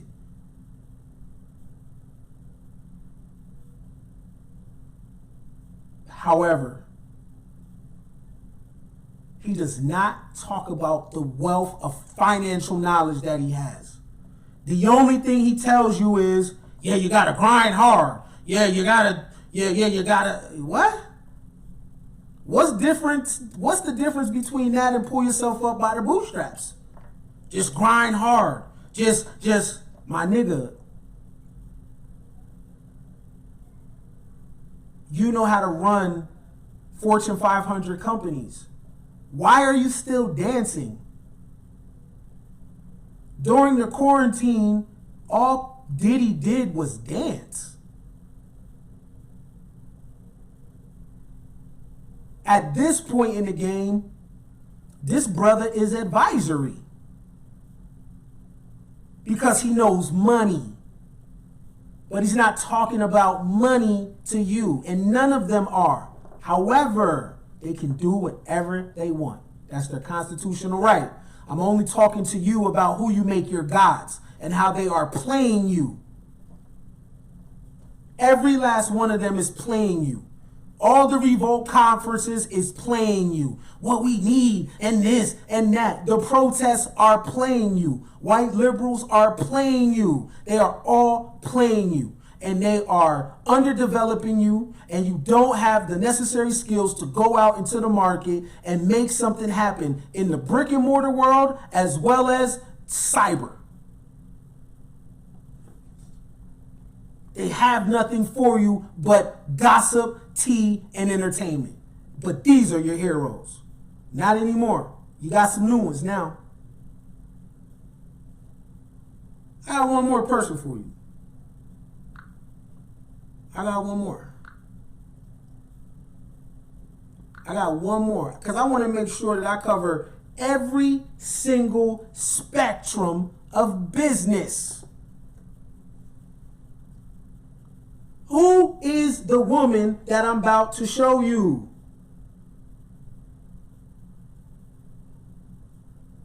No, sir.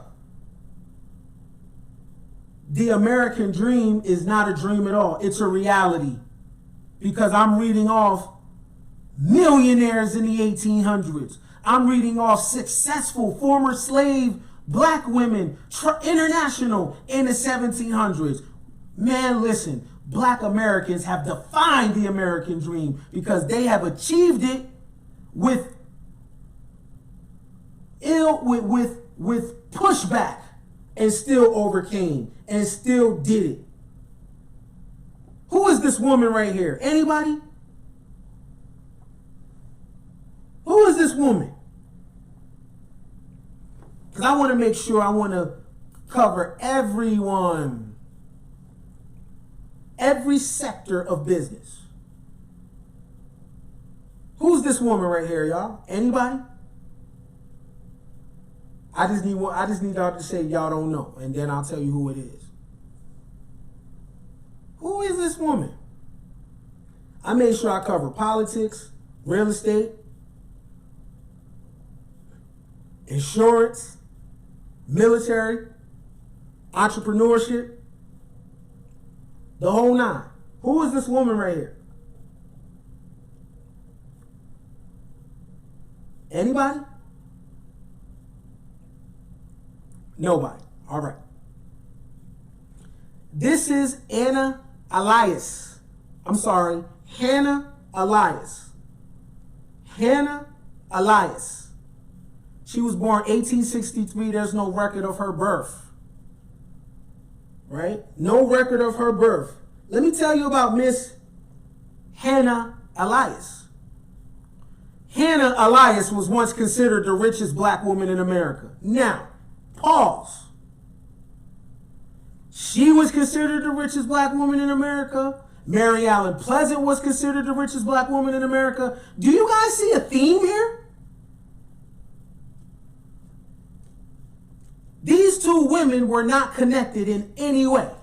Do you guys see a theme here?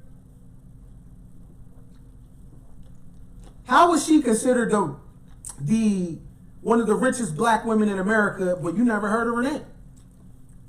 Do you guys see a theme? You see black women in business in America? We just read Annie Malone's story. I just want to see if y'all was paying attention. How much was Annie Malone worth in the 1920s again? For the people that have been here from the beginning.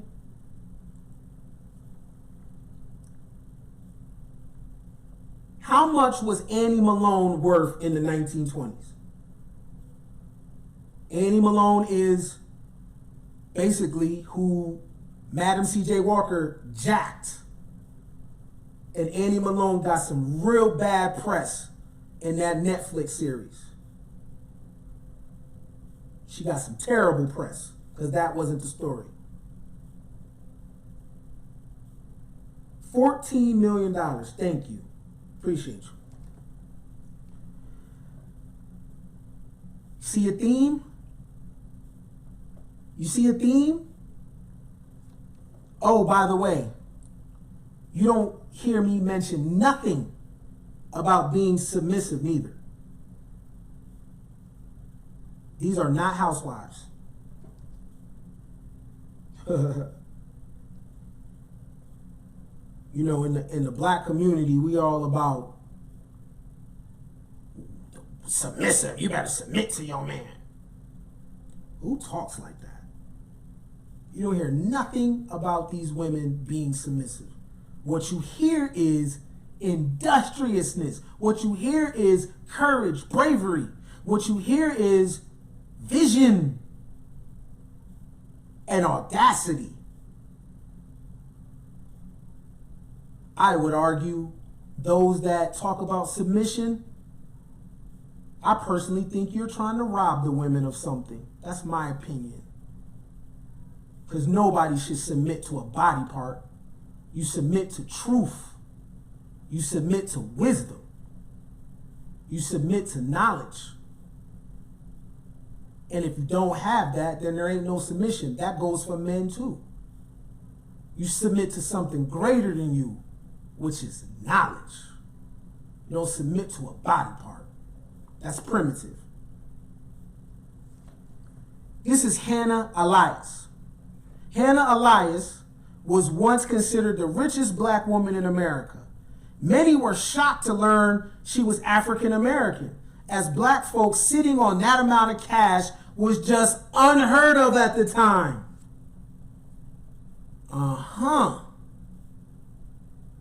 Elias wasn't always wealthy. However, she was born in a poor neighborhood in Philadelphia to a black mixed race couple with 9 children.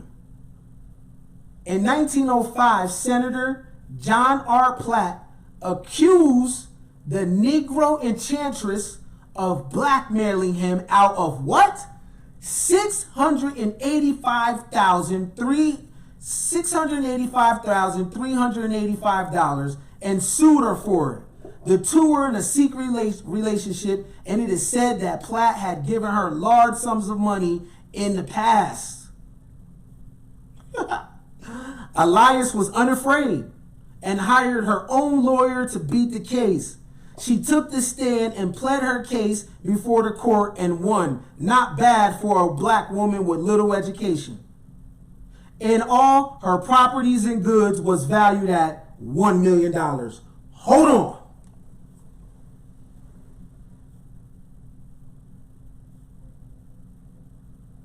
A black woman like Mary Ellen Pleasant went to court and won? Why are we so scared of court, yo? I thought the system was rigged, yo. I thought the system is rigged. Why am I reading black women going to court and winning?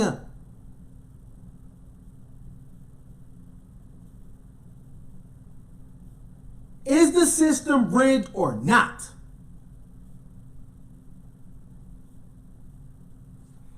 Elias went on to own 4 Midtown properties, along with the Palatial Central Park West Mansion.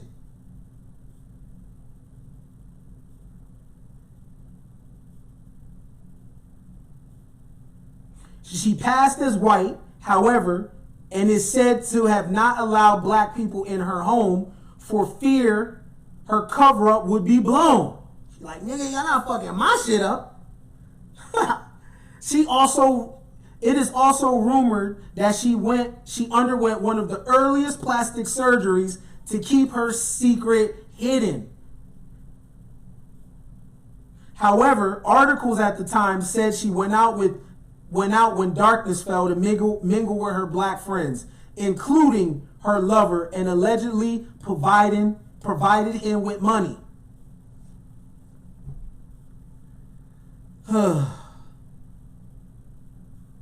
The young woman was living in the lap of luxury. Listen to this. The young woman was living in the lap of luxury without a care in the world until her black lover shot and killed a rich white man in the front of her home, thinking it was Senator Platt. Little else is known about Elias after the failed attempt to murder Platt. Ain't that a bitch? So I just told you about a black man fucking up Annie Malone's shit. Now a black man came and was fucking up Hannah Elias. Because he was jealous. It just says the young woman was living in a lap of luxury without a care in the world until her black lover shot and killed a rich white man in front of her home, thinking it was Platt. Who was Platt? Platt was the senator that she basically got $685,000 from. Oh, by the way, the reason why that relationship was like that, because she was a mistress. Now, I said I wanted to cover every single spectrum of business in America.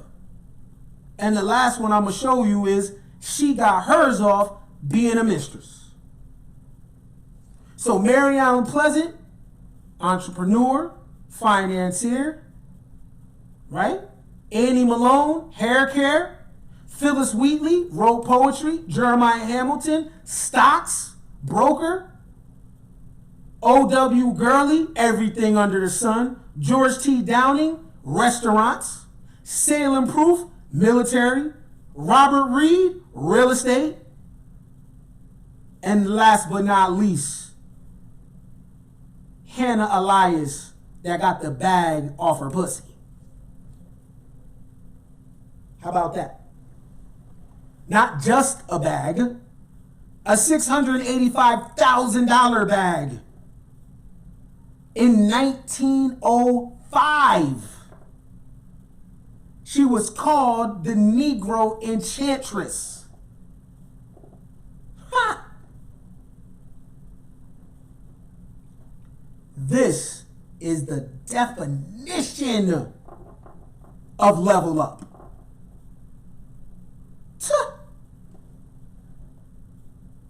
Listen again, y'all.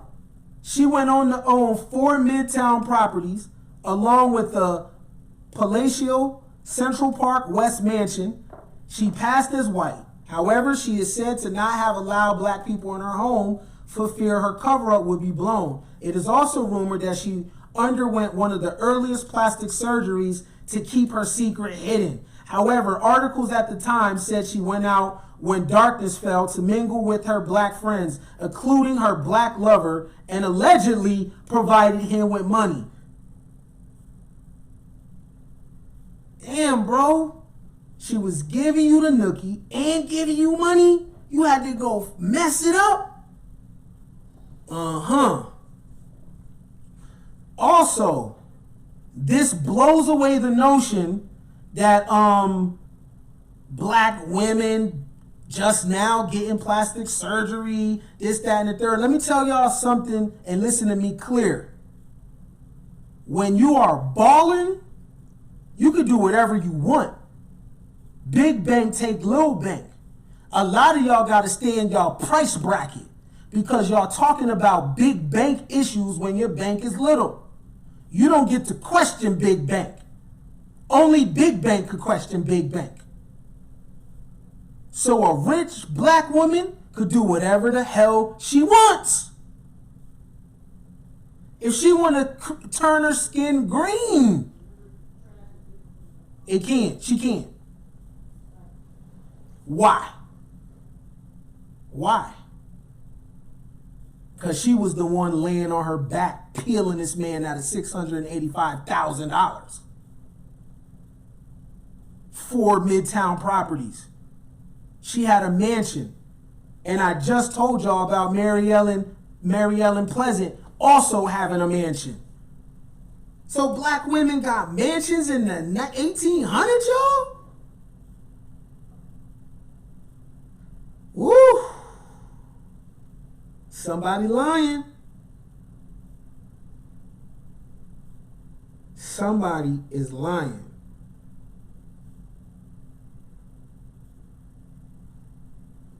Somebody lying.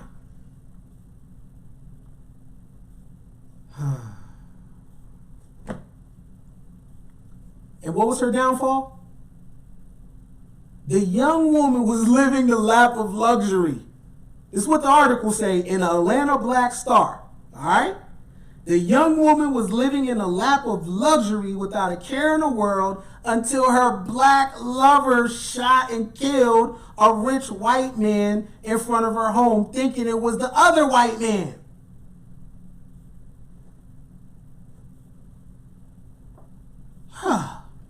You know what's interesting about this? While white women at the time were scrubbing floors and being mad that they had to run behind their husband, she was living the lap of luxury without a care in the world. Balling. Y'all see a theme here? Y'all see something is interesting, right? Lies. How many people did I talk about? 1, 2, 3, 4, 5, 6, 7, 8, 9, 10, 11, 12. Now this is only the people that I found. How many more is it? They're lying about history. They're recreating the shit as you go and making it recent and triggering recency bias. So you believe in your heart that America has been this place for this long. No. How do you know if this really happened? I don't. This is an article written. Y'all believe everything else?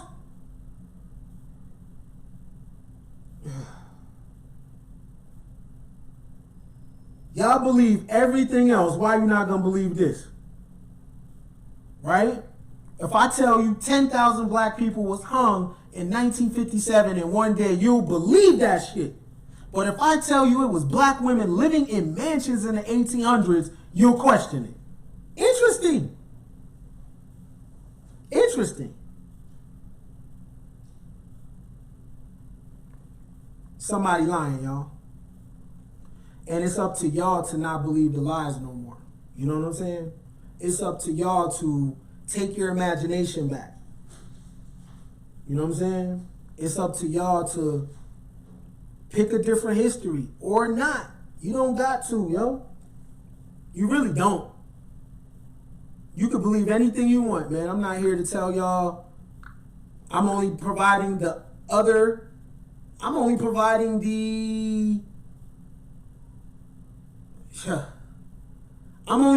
possibility, man. Y'all can do what y'all want. Y'all don't gotta believe this. You know what I'm saying? Y'all don't gotta believe this. Y'all can continue to believe the things that y'all been believing, which is fine. You know what I'm saying? And it's all good. And you know what I mean? I don't knock you for it. Your life is your life, yo. Be great. But what I'm telling you is they've been lying. Right? What I'm telling you is they've been lying. And these are the people that I found. I'm sure it's many more. You know what I mean? Like Jeremiah Hamilton, who has been written out of history. And when I go to the African American History Museum, none of these people are there. Reginald Lewis is not there. Black people have a historic business history in America. You know what I'm saying? Historic business history. Now, the thing about these names, you can look them up. The problem with talking about ancestors is you haven't been giving them a name. But I gave you names that you can look up. Mary Ellen Pleasant wrote a biography. Go look it up. Right? See, the reason why people don't want to believe this is because it will require you to have a behavior change. It will require you to have a standard. It will require you not to believe the lie. Again, am I saying racism is not real? Sure, but most of you have never felt racism. You know why? Because most of the people out there are mediocre. If you are mediocre, you're never really gonna feel racism. Caring is not racism, yo. Racism is something stopping you on your pursuit in business. Caring is not racist. People not liking you is not racist. That's prejudice. All right? You don't know racism for real, for real. Oh, what about the police shooting? What about it? Y'all assume it's racially motivated because it's a white guy. But say it is racially motivated. Now what? How you fix problems in America, you fix it with hush money. And I just told you a story of George Downing, how he founded the Herald. The way that you run America is through money. It's through buying politicians. It's through buying police chiefs. That's how you run America. You want a thriving black community? You buy the police.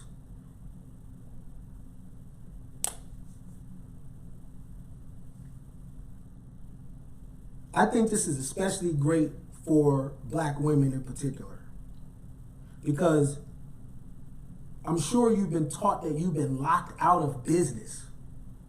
I'm sure you've been thinking that, you know what, Claire Huxtable was the first imagery of a black woman doing business. That's a lie.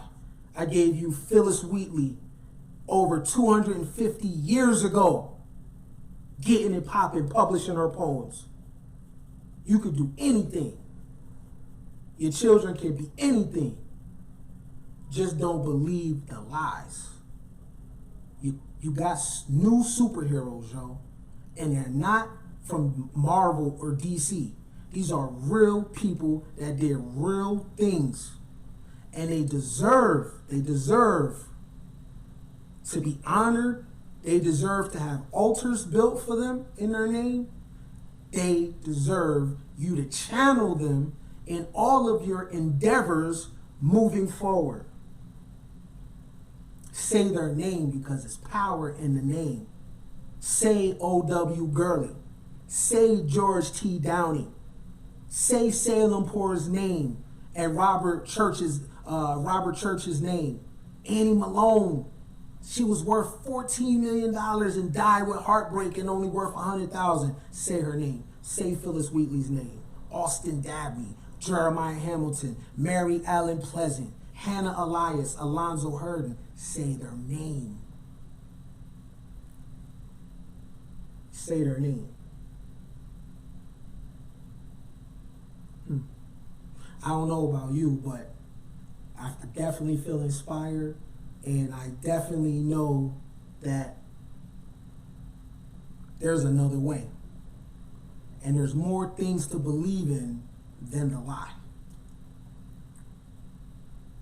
Show your kids this video. Pardon the curses. You know, show your grandmama. Show the people that you think want to move forward, that aren't afraid of competition, that aren't afraid of change, that aren't afraid of whatever the market is doing, that have a conquering mindset. that have a relentless mindset, that has a never quit mindset, and they understand that only the strong survive. You got new superheroes, and they're not on Marvel or DC. You understand? So listen, all you got to do in life is drink water and love Ken Billions. Your life will be all right. Until the next time, people, new heroes.